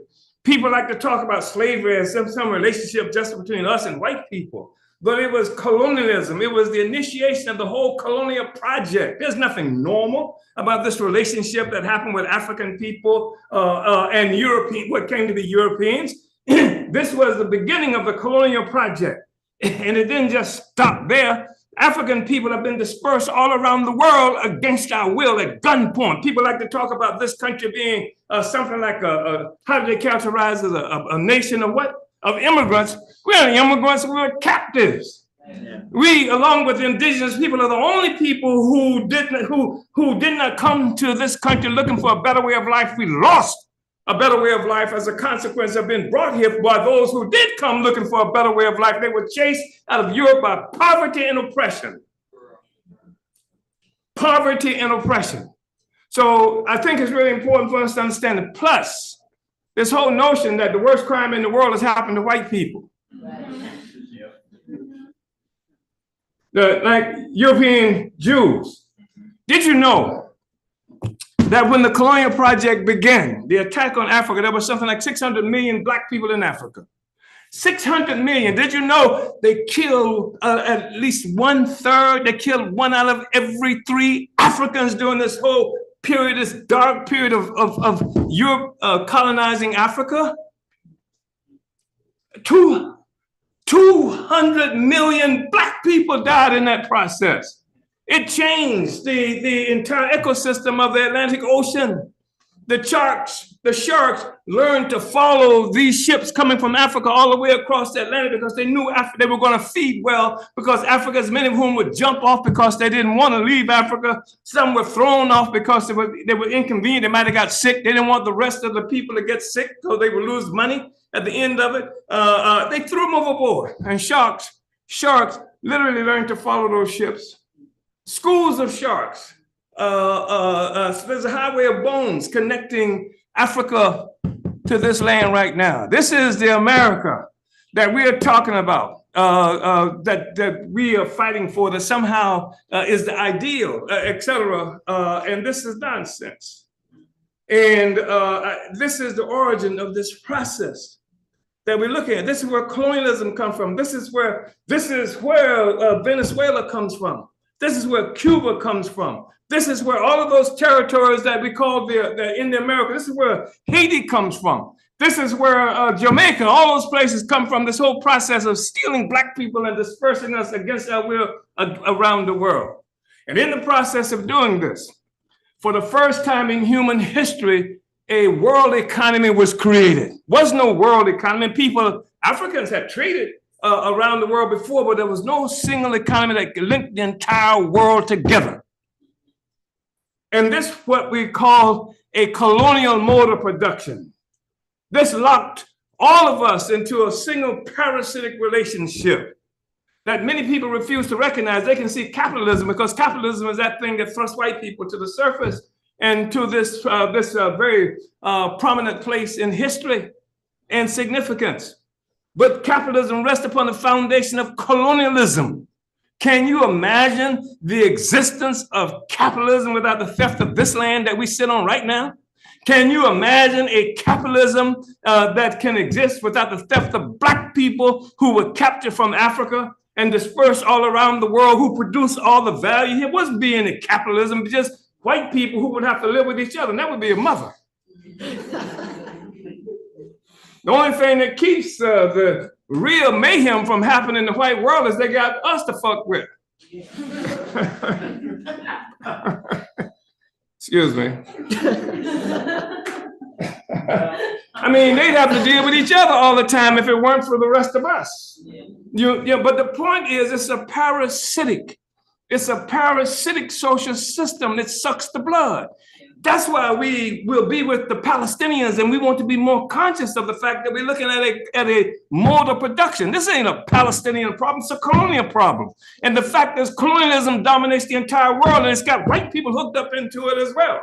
And this is what's really important for us. That takes us off this whole racism and anti-racism trajectory. How do you know when you won the struggle against racism? Somebody come out with a white flag and say, we surrender? This concept of racism that puts white people in this very special kind of place. Everybody revolves around what white people think about us, etc. No, and it's a dangerous place to be in because you can't get to the essential question. It turns the political question purely subjective issues. That's why when you say Black power, somebody say, well, what about the white people? This is why we hear this about what about the Jews in Palestine? It's a subjective question. We want to take a scientific examination at this reality. You cannot judge a movement by its own consciousness, can you? Anymore, you can judge a person by the person's a perception of himself. You don't judge me by what I think about myself, unfortunately. We want to know what puts this thing together, what makes it tick. What is the basis of this origin? Once we know that, we can deconstruct this, and everybody who wants to end it can join in on doing this. You don't have to be Black. You don't have to be trans. You don't have to be all those other things. It's a colonial mode of production. It's got Palestinians locked in this and fighting from this front. It's got Africans over here. It's got people who've been characterized different in all these different places. And I'm not suggesting that we got some kind of struggle, mishmash. Yeah, Africa gonna be free. Every square inch of the 12 million square miles of Africa will be liberated. And all of Africa will be united, and African people will be united. So that's gonna happen. And I'm talking about the people who they stole half of Mexico in the process of building what they got. Half of Mexico was stolen. Look at the so-called Louisiana Purchase. How you gonna purchase all those damn people on this land? Because it became necessary for France to unload it. Why did France have to unload it? Because of the success. The first successful slave rebellion in history happened in Haiti. The first successful workers' revolution in the world happened in Haiti. And African people destroyed France, defeated Napoleon's best soldiers and what have you, defeated the French, defeated the British there as well. I mean, the struggle against colonialism is something that's been going on for a long time, and it's reached this boiling point.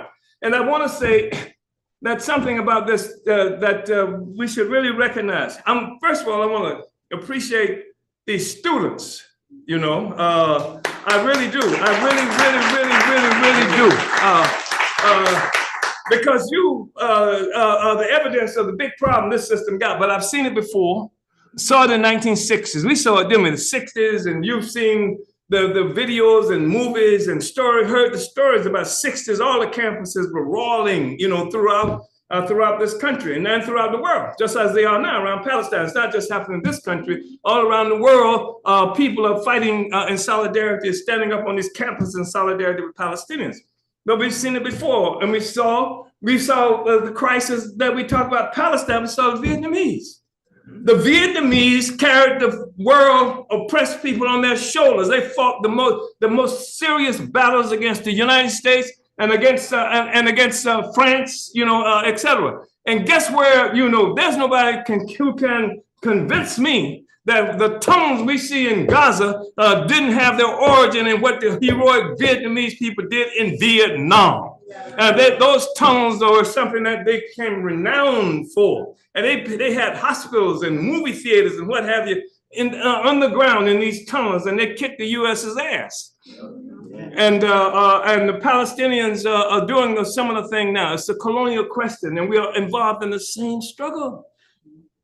And we get rid of this subjective thing about this whiteness, and then which is this racism thing, then it allows everybody to join in the struggle against colonialism. You cannot be unwhite. Like you can't be, I guess you can be un-Jew. I don't understand that thing that much, but the point I wanted to make is that you can join in the struggle against colonialism. You don't have to cannibalize your consciousness to do that.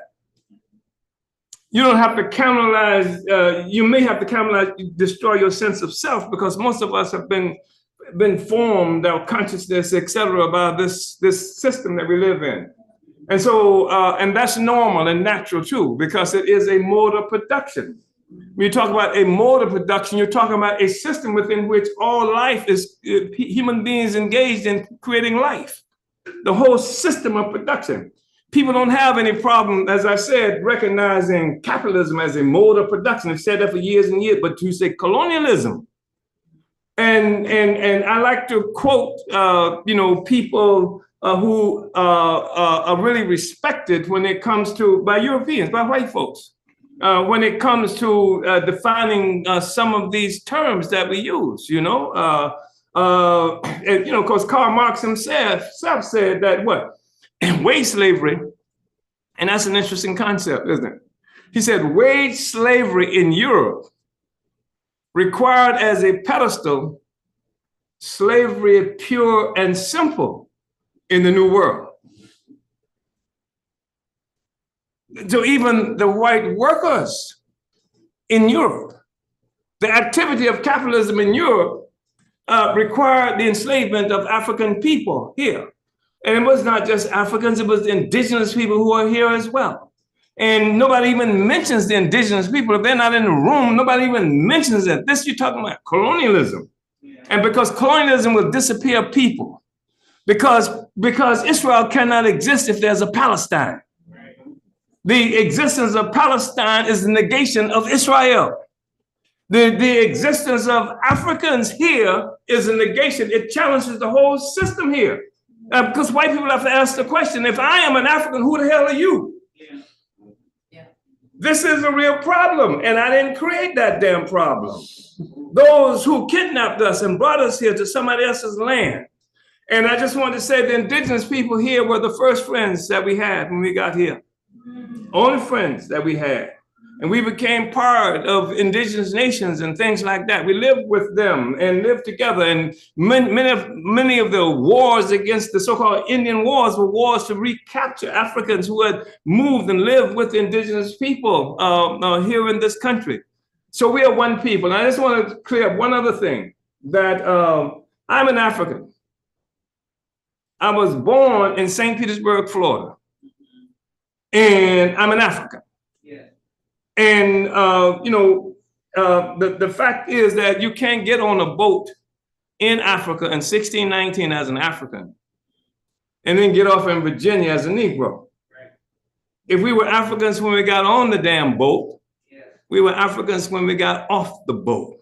And it's really important to say that. And because there are people who want to say, well, you're not an African because you've been here for a long, long time, not that damn long. Right. You're just trying to give yourself some credit for saying, we haven't been here that long. And there's an old African saying that you can go to the forest and you can cut down a tree. You can strip the branches from the tree and you can drag the tree to the river and leave it there for 100,000 years. And it will never turn into a crocodile.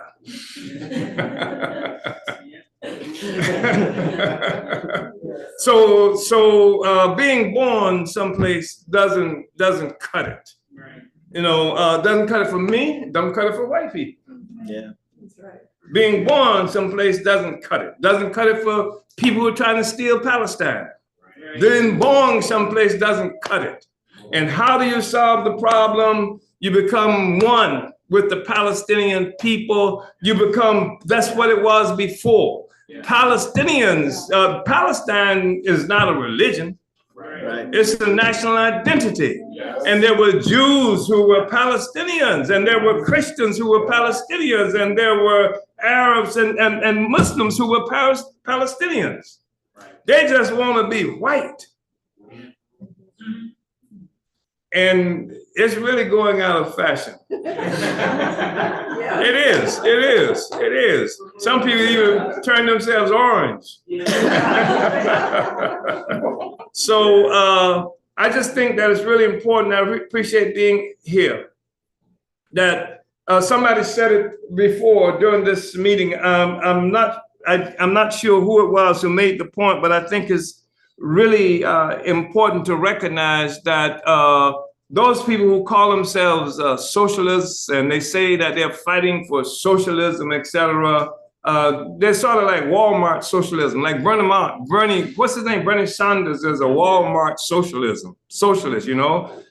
His socialism will give you $15 an hour over a number of years, right? And Walmart pays that, right? That's starting, you know. That's the starting pay at Walmart, right? But, you know, socialism and capitalism cannot coexist. Can't exist in the same system. Right. And if you're really socialism, that means that you got to get rid of capitalism. Yes. If you get rid of capitalism, that means that you got to get rid of colonialism, because that's the foundation of capitalism. And if you want to get rid of colonialism, then you join with the Palestinians. The Palestinians are not engaged in a demonstration in Gaza. They're involved in a life and death struggle for the liberation of Palestine. Yes. They say Gaza, Palestine. And the same thing is true with Africans. I'm not in this struggle to get me out of prison. They want to put me in prison because I'm in this struggle. Right. And this struggle is one to end colonialism. And they can't shut me up. They want me to be somebody who says, hands up, don't shoot, and Black Lives Matter.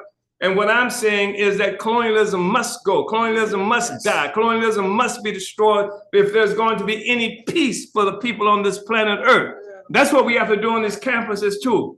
We got to go beyond where we went in the 1960s. Right now, you're much further ahead in terms of having access to certain kinds of philosophy and certain kinds of organization. We want to go beyond the 1960s. We turn these campuses into revolutionary universities and what have you. Begin to bring revolutionary consciousness and organization and join in the revolutionary organization and what have you. We got to bring this monstrosity down. If there's ever going to be any peace, if there's ever going to be any freedom, if we're ever going to end this world of bosses and workers and slaves and slave masters, it has to go. And we have to assume the responsibility to make it happen. That's why it's so important for us to get to the origin of what the contradiction is. I want to appreciate so much this event and everybody who's here, and especially the students. You come, with such, is the word aplomb? You are just magnificent, and I really want to appreciate you and you comrades, and I wanted to appreciate the architect of the Black Power Blueprint, because the comrade mentioned that, Comrade Onizane Yeshitela, because we are in the process of preparing to govern. We're not here to make white people like us. We intend to be a self-governing people. We are creating structures that negate the power of the colonizer. We are building our own power. This is why they attacked us. And so I wanted to say that's why they attacked us, but they can't say we're attacking you because we don't want you to have self-determination. They say they are attacking us because we are working for the Russians. They can't say we're attacking you because we don't believe in free speech. Right. They can't say we're attacking you because we don't believe in free speech. So everything they charged us with has to do with speech. So they say it's because you're working for the Russians. They said at the moment you became an employee of the Russian, your speech became an action. It's extraordinary, right? And so that's the kind of thing that they're talking about. I'm glad to see the comrade in Tampa recognizes that we're coming to Tampa on September 3rd. We're supposed to be there, and we're going hard. And so we're taking everybody who can move, everybody, and if it's necessary, if you can't move, we can move you. We're going into Tampa, Florida. This is a critical test that we are engaged in right now. Sure, it's a test around freedom of speech.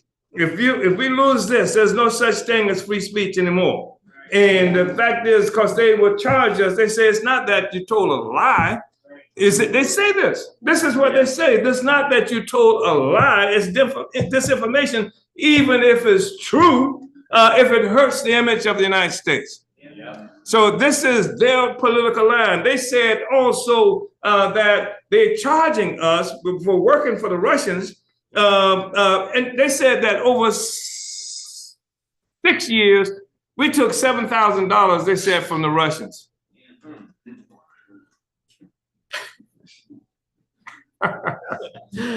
Which is, it's just ridiculous, and it's ridiculous. It's ridiculous. So the fact is that we want to go, and we want everybody to go. We want everybody prepared to be in Tampa, Florida, and this may be play where the whole thing, collapses. From the mere weight of opposition to colonialism and consciousness of this and taking this struggle back around colonialism and turning these universities, these college campuses into revolutionary universities, taking revolutionary science there. That's one of the things that's so wonderful about students. The fact is that young people who are there in pursuit of intellectual stuff, right? And it's just really open to ideas and what have you. That's magnificent. And so let's go ahead and make this thing happen. And perhaps a doddering old, you thought I was going to say Biden, but really I'm talking about a social system suffering from all kinds of sclerosis and things like that. So Uhuru, comrades, thank you so much.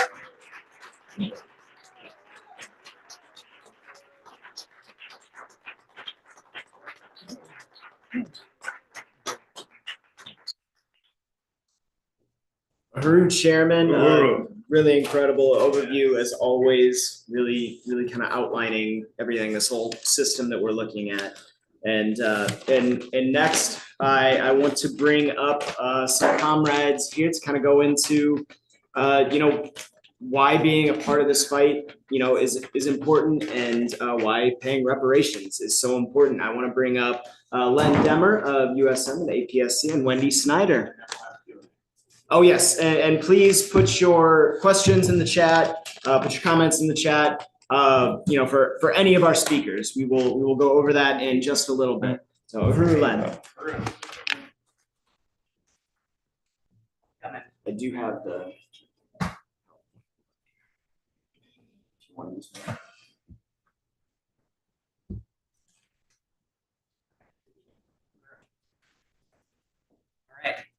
Uhuru, thanks everybody. Let's just give it another round of applause for Chairman Amalia.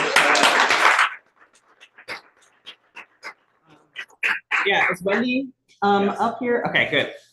So yeah, wow, that was really, really amazing, and really glad that everybody was able to hear that here tonight in the room. It was really fantastic, and I just want to salute all of the presentations that we've heard so far tonight. And, this has been such a powerful event.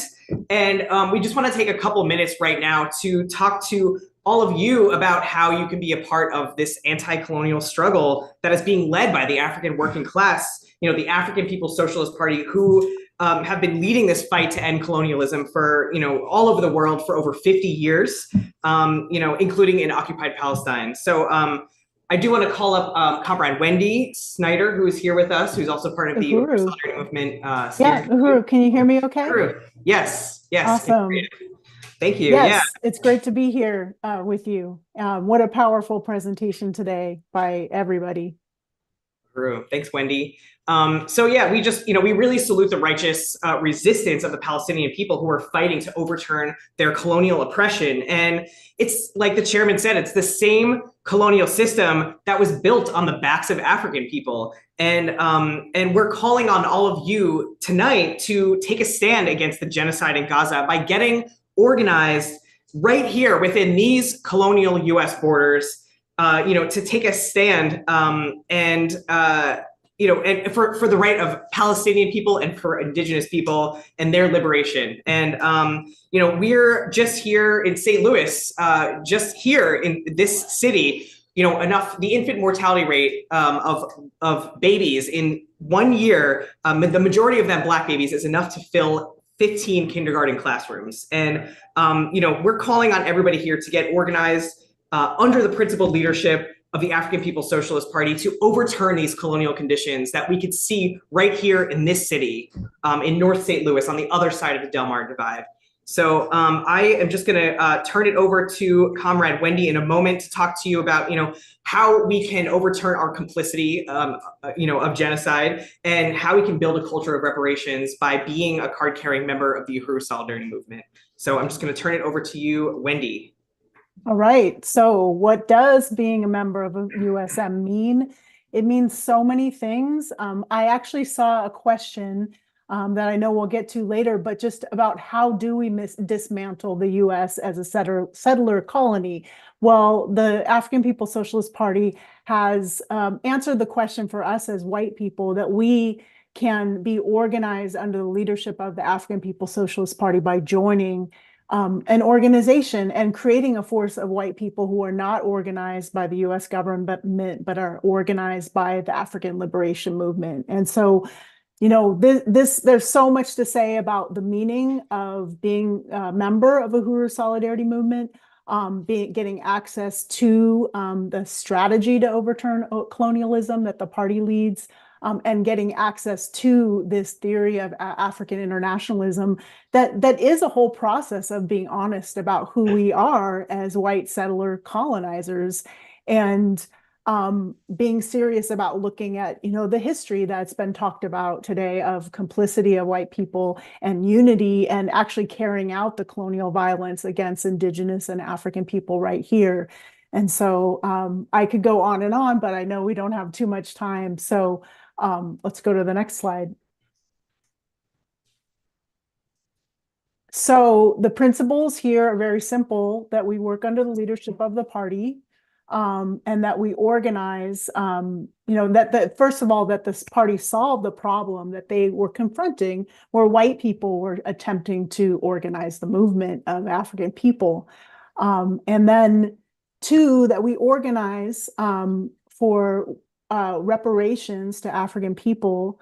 And I think we have some further slides to illustrate this.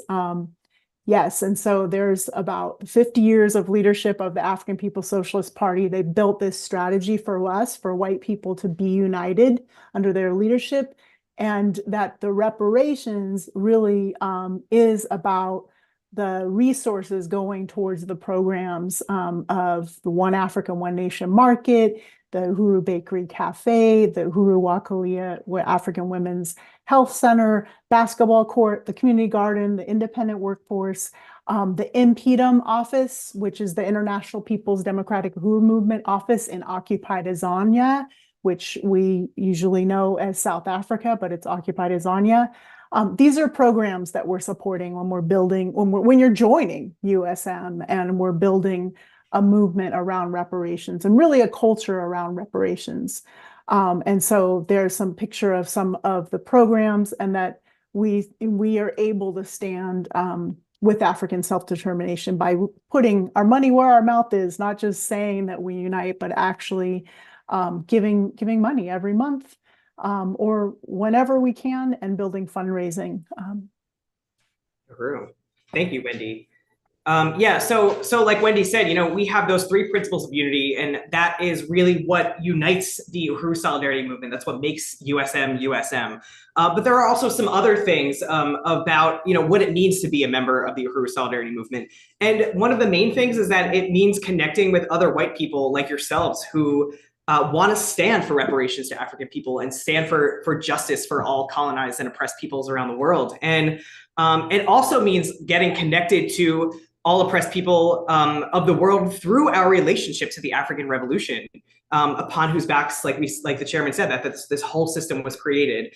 And it really means it's participating in something practical and something concrete that is changing the world. And it's being a part of this really well-organized strategy with the ultimate goal to end colonialism and to win liberation for African and all colonized people. And so, we do protest and we do, have outreach tables and stuff, but all of these things that we do, everything that we do moves forward this larger strategy to end colonialism and to win liberation for African people and all oppressed people around the world. And so when we protest, it's more than just a protest. And when we have a table, it's more than just doing an outreach table at a festival. It's really building this international organization of white people who no longer want to live at the expense of anybody else. And it's part of the it's guided by this revolutionary strategy of the African People's Socialist Party, who's building this dual and contending power that is overturning colonialism. So, also you get some, amazing access to like political education and trainings and stuff like that. So, yeah, really, it's really powerful. Yeah, back to you, Wendy. So tonight, yeah, we're raising $1,000. We've already begun raising the money. And so I just want to shout out Ruby Gittleson, Daniel Jennifer, James Anala, Lauren Fila, Misha Lale, Janice Kant, Brendan McCoy. We've already raised $215 and we have $785 to go. So yeah, hats off to those of you who've already donated. We always have fundraising as part of any event. And so we're gonna raise this money tonight.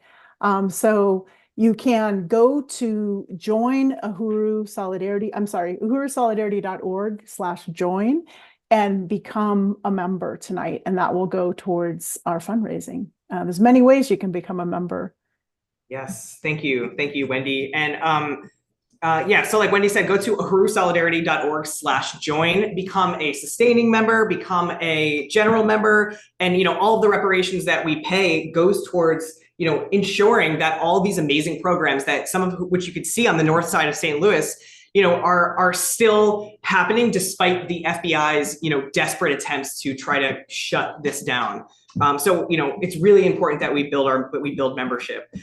We have a goal tonight. We want to win 5 people to take that stand, to become a member of the Uhuru Solidarity Movement. And I just want to pause for a moment and shout out and thank Daniel for becoming a new member, and also Misha for becoming a member. So salute to those 2. So we only need 3 more people to meet our goal tonight, which I don't doubt that we will do. Let's see here where we at. So yeah, so we're just going to go through some of our levels here really quickly. So can I just say that we have Jan who donated $60, and we also have Maureen who donated $25. So now we're at $300. We need $700 more. Awesome. Thank you. Thank you, comrades, so far. So yeah, go to uhurusolidarity.org, click the big button that says pay reparations.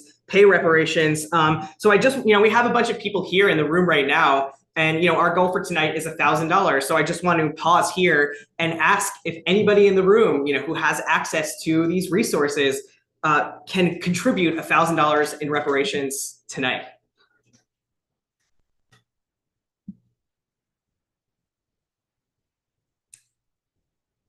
All right. And you can do it anonymously if you want to do it anonymously. Yeah. Thank you. That is true. Yeah, you could also write a check too, or if you want to just talk to us afterwards, let us know. How about $500? Can anybody in the room, dig deep into our pockets and contribute $500 towards these amazing programs of the African People's Socialist Party that are building dual and contending power. All right. How about $300? Anybody? $300? You should see something now. Got me excited, Jesse. We All do right. have Leah in the chat who just pledged $100. Now I don't want you to go down to 100, but Oh, okay. 100 is Right awesome on. from Leah. Thank you. All right, Leah. All right, so how about who can match Comrade Leah and contribute $100? Jesse. Yes. Uhuru, Jesse, that's amazing. Thank you, Jesse. I'm not good at math, so can someone say where we are at with our goal? It's probably in here somewhere. 425. 425. Okay, so we're almost halfway, comrades. Anybody else contribute $100? Match Comrade Leah, Comrade Jesse. Contribute $100 in reparations. Deputy Chair Ona. Uhuru. Anybody online too? Shout out to amazing Brenda Fearington who put in $100. Brenda. Brenda. So I think that means we are more than halfway. 50 from Chairwoman Penny. Right. Uhuru. Daniel says, I will contribute 100 in reparations. Awesome, Daniel. Yeah, Daniel. Daniel's actually, Daniel recently became one of our new members a few days ago or last week. So we met Daniel at Earth Fest, which is awesome. So, all right, Daniel. Franklin says, I just donated 15 towards reparations. Uhuru, Franklin. All right. I lost count of where we're at, so. I did too. Somebody's calculating it. I see that happening. Lauren is in the back furiously calculating away. Yeah. So I think we skipped through, but as you can see here, you can become a sustainer. There's many different levels of sustainership, and this is going to help us grow this organization if you sustain it every month. So you can see the incredible African revolutionaries and revolutionaries whose name you are becoming a member in honor of.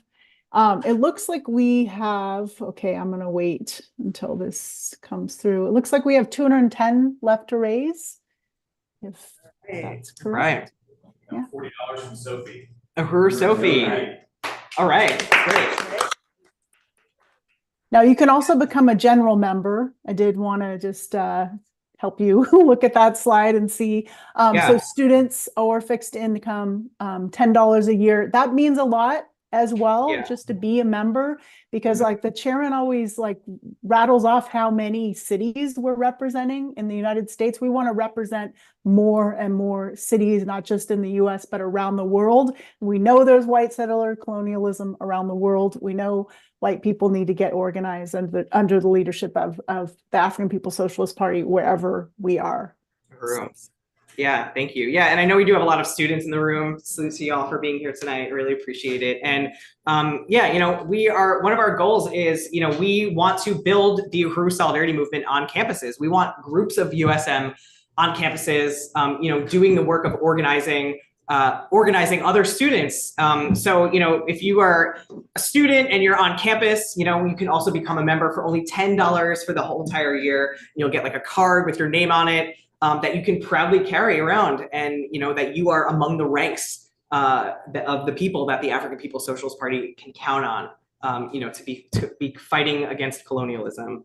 So it looks like we have. I just put in $25. It looks like we have $45 to raise. Although that's it. Yeah, that's it. Wow, that's amazing. Well, I can put in $25. Uhuru. We just need 20 more. We'll make our goal, and we never stop at our goal. We can always go beyond our goal. 20. Right? Evan's got $20. Woo. All right. Uhuru. All right. So I think we reached our goal. Awesome.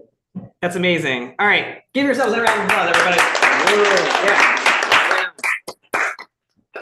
Yeah. All right. So I think that kind of wraps up this section. But I just really want to salute everybody for being here again tonight. And this, has just been a really profound event, and I'm really glad we got a chance to hear from you, Kieran, and from Comrade Connor, the chairman, Chairwoman Penny, and all of our other amazing speakers. I just want to say Franklin just donated $15, so I don't know if that was announced. Awesome. But thank you, Franklin. Yeah. Uhuru. Franklin. Turn it to you. All right. Uhuru, thank you Great so job. much, Len and Wendy. So Uhuru, guys, we are going to go ahead and move into our Q&A. I do want to read off just some of the comments before we get in. Sayero says, Uhuru, victory to Palestine, victory to all. Let's see. Got a bunch. Yes. Just want to let you know, Nerdine had to leave, but she made a comment before she left. She said, amazing speakers, really glad to learn from you all. Unfortunately, I can't stay for Q&A, but everyone was so amazing, I'm not even needed. Beautiful panel, I'm honored I got the chance to be a part of it. Uhuru, well, we were certainly honored to have Nerdine on, so yeah, shout out to Nerdine. Yes. So, okay. Then there's definitely a lot of support for the Uhuru 3 on here. Kitty says the chairman built the APSP, the vanguard of the revolution, the one who steps out front, who leads the way forward and fights for the strategy to protect the gains of the anti-colonial struggle. There will be no peace on a foundation of US genocide. So I'm quoting the APSC and APSC. Okay. So we'll go ahead and get into our Q&A real quick. Rose asks, how do we begin to dismantle the United States as a settler colony? What can we do to build solidarity in its place? Also as someone who's white. So Uhuru and Chairman. You're the expert on that stuff. There we go, Chairwoman Penny.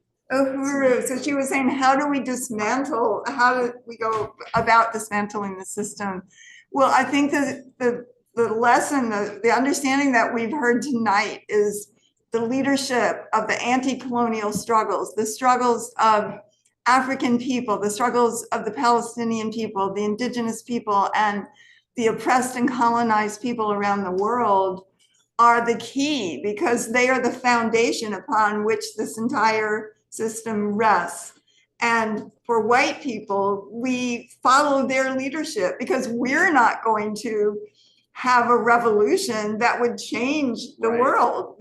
That's not possible because we're part of the colonizers, but we can join it. We can be under the leadership and be part of the new world that is being won and forged by African and indigenous and colonized peoples. This colonialism has to go. And this is about a world without the colonizer and the colonized. Uhuru, Chairman. Uhuru, thank you. I think it's genuine revolutionary movements, anti-colonial movements, really struggling to negate colonialism. And how do you negate colonialism? It's not simply a matter of saying no.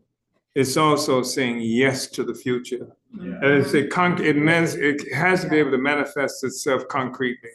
We talked about, like, in this city alone, something like enough Black babies die in the first year of life to fill 15 kindergarten classes. That's been going on for a long time. Mm-hmm. I don't know how long it would take for us to be able to quantify that to the place where it has happened in Gaza in just 6 or 7 months, but that's been going on for a long time. You know, the indigenous children, that's going on for a long time. And so what we're saying is that you have to find a means by which you can make a concrete, unity with the struggle against colonialism that's being made. In St. Louis, it's relatively simple in the sense that we've created actual institutions, the objective of which is to give power back in the hands of our people, to be feed, clothe, and house ourselves. That's what the whole struggle is about. That's what the situation is with the new bakery cafe that we're constructing right now. That's what it is about the housing that we've just created for Africans, men and women who are getting out of prison so that we can connect them to this workforce program that we have, an African International Workforce. This is concrete. And so it may not be romantic, you know, like what you might see happen, read about happening in Bolivia with Che Guevara, but the objective is the same. The objectives, they didn't, I mean, they've been killing people in Palestine and in Gaza for a long time now. It was before October this was going on. And why? Because the Palestinian people were determined to negate the colonizer, to negate the capacity of this illegitimate white national state of Israel to dominate the lives of the people. And it took this October, it took what for many people to see it. Somebody was saying that you know, that the Palestinian perhaps were feeling like they were all alone and what have you. But it was this act, and it's the colonized who have to, when we move in a fashion in particular, it draws a line. And I think, so what I'm saying is that we've created the capacity to fight against colonialism. Yes. You can join with that. There are 100 different ways that that can happen. There are all of these institutions and everything that contributes to self-government, negating, we call it dual and contending power. The colonizer has the power. We are creating a dual power, our own power that contends with the power of the colonizer. And we'll break its back. We call it an uneasy equilibrium. And increasingly, the equilibrium is shifting, you know, on the side of the colonized. Yes, it is. And that is so powerful. That is so powerful to see the reality that you're talking about, Chairman, that this is absolutely transforming the world. People who haven't been to North St. Louis should come.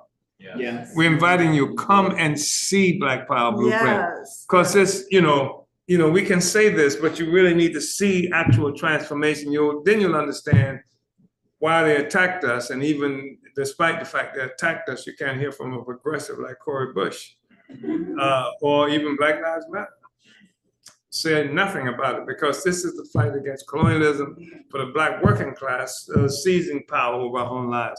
That is what socialism is all about. The fact is that the workers, when the workers become the owners of the means of production, socialized ownership of the means of production, that is socialism. Yeah, that's right. Yeah. That's right.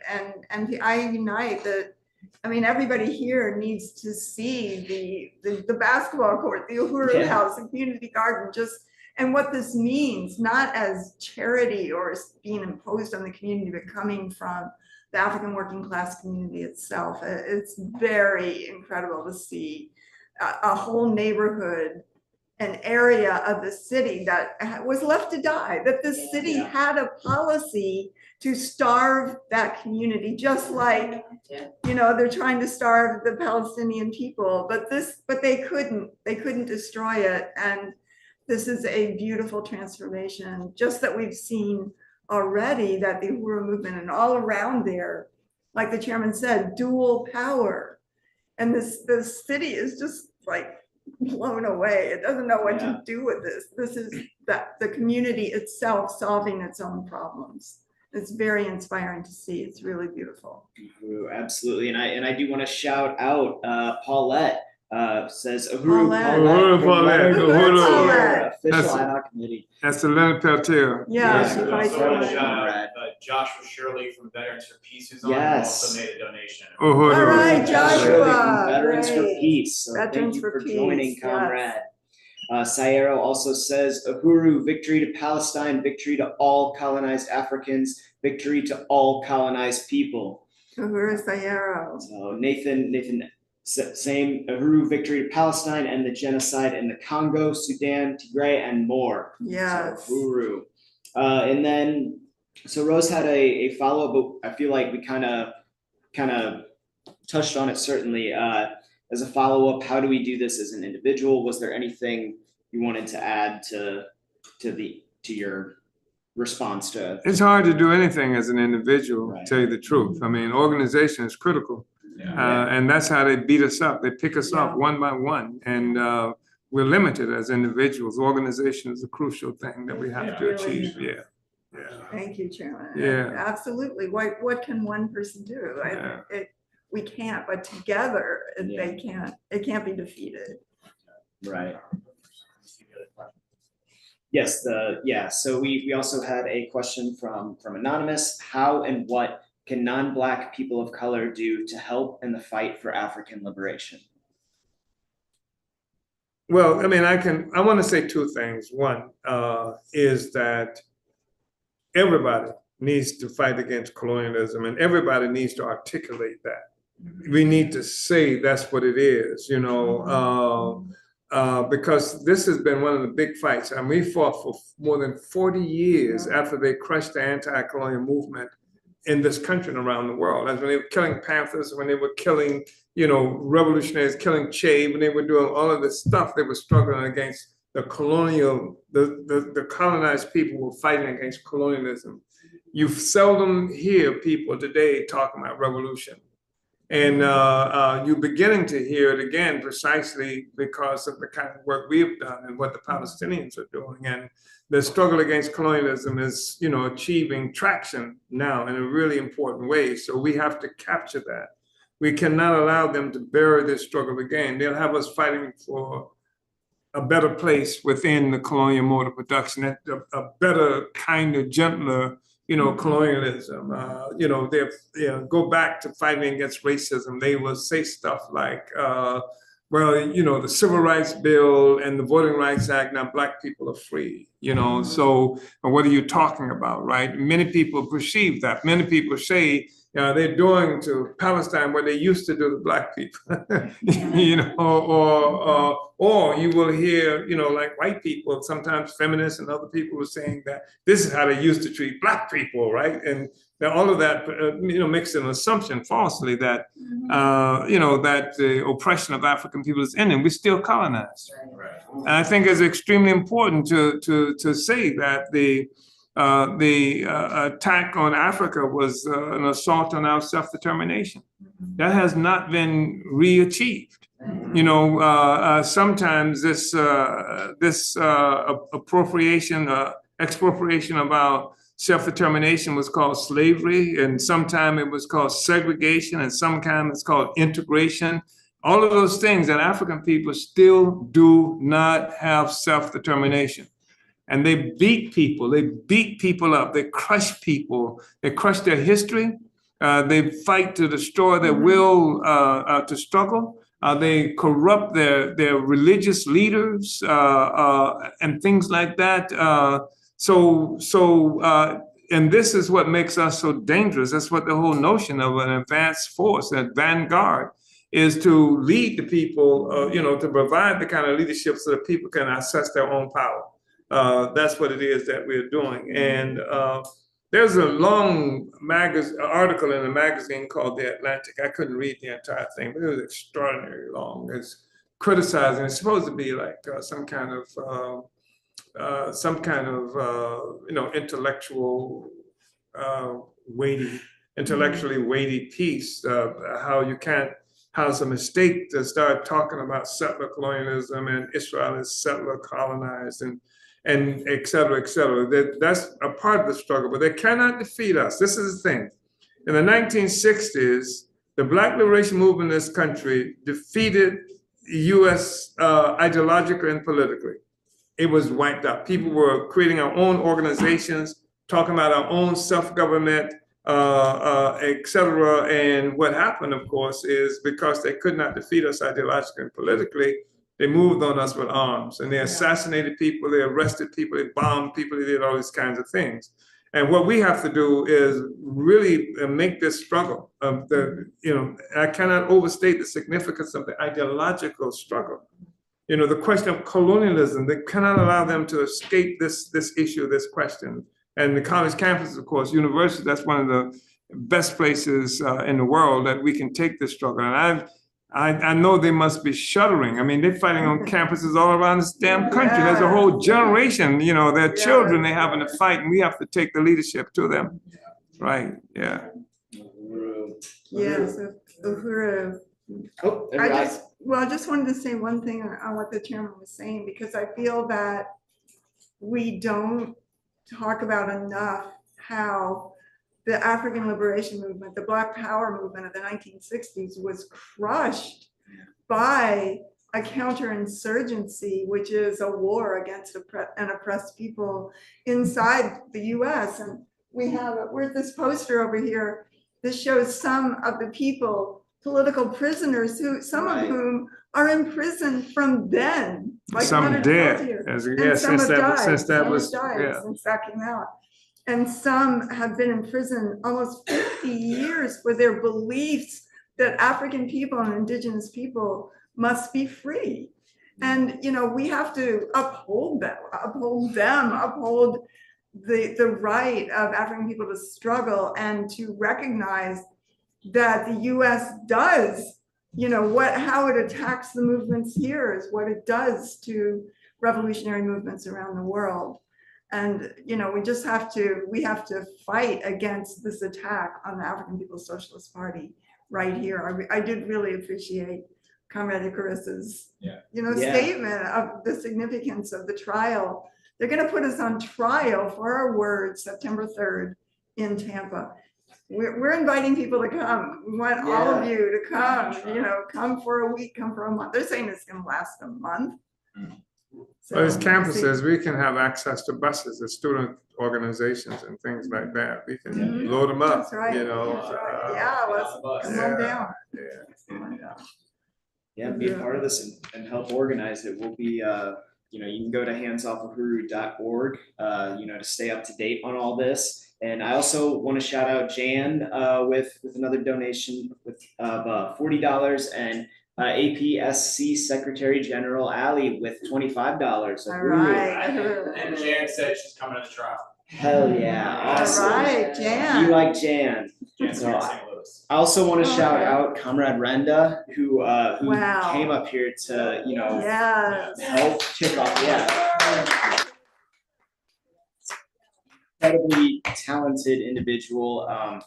Says, I'm grateful that I got to see firsthand what it was, what it is, and what it will become, talking about the Black Power Blueprint and the Uhuru Bakery and Cafe. The transformation will surely come when the people see how their lives will change. It will give them the hope so necessary to continue this amazing movement. Uhuru. Renda. Wow. Okay, and then, if you have any other questions, go ahead and please put them in now. And then I just want to shout out Franklin's comment real quick. Their interests that want to build a canal that will go through Gaza Strip to compete with the Suez Canal, thus an incentive for the Israeli apartheid regime and other interests to expel and or kill Palestinians in Gaza to make way for this competing canal. So we have time for one more question. Yeah, yes. Yes, Ruby. Uhuru, I just really appreciate this discussion so much. And, the whole thing that's being discussed about this colonialism and the war against the Palestinian people and the relationship of the resistance of Africans and Palestinians to taking down the colonial mode of production. I just feel like it's such a crucial thing, because when you look at the history of America, what is the attack made on the Palestinians is exactly the attack that was made on indigenous people and African people in history. That is what America is. That is what Israel is.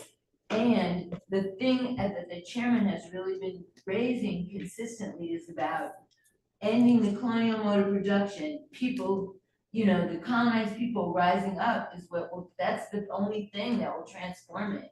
And I just feel like the whole understanding that the party struggles for and APSC struggles for about that, the genocide is America. It's always been that, it is that. And so it just shows that it can't just be, okay, we want to have a ceasefire or something like that. It all has to be transformed from the ground up. And that's the leadership of colonized people that's doing that. I just wanted to see if Chairman could, address that one. Only thing I want to say is that that the Africans have always been with Palestine. Always. Yeah. I was glad to hear coming Icarus, who said something about SDS. I don't know about SDS always being with Palestine. I do know this. In 1967, it was the African movement. When Malcolm was in Gaza in 1954, Malcolm X was there. And the Panthers were always supporters, and that in 1967, like most of the white left and white liberals and whatever took all their money from the Black Liberation Movement. This is in places like Mississippi, where churches were being bombed and people being lynched because we came out in solidarity with Palestine. So we've always been there, and I'm saying this is because there is a natural movement of colonized people toward defense of each other.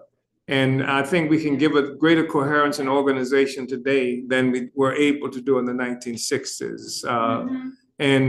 So I just think it's a very powerful moment in history, and we should take advantage of it and dig in because it is a wounded animal that we are fighting now. And we can win, and the people are winning everywhere, and that's part of the desperation. It's the frenzy. This country, this whole system is in a frenzied state right now. So that's all, Comrade Ruby. Thank you.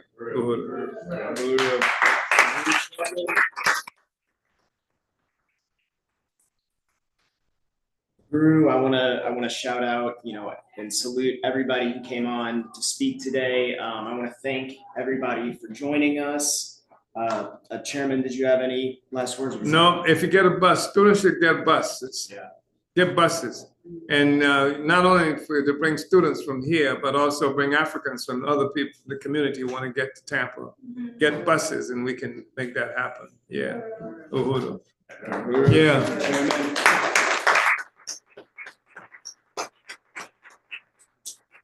Victory to Palestine, victory to Black liberation, colonialism must go. Uhuru.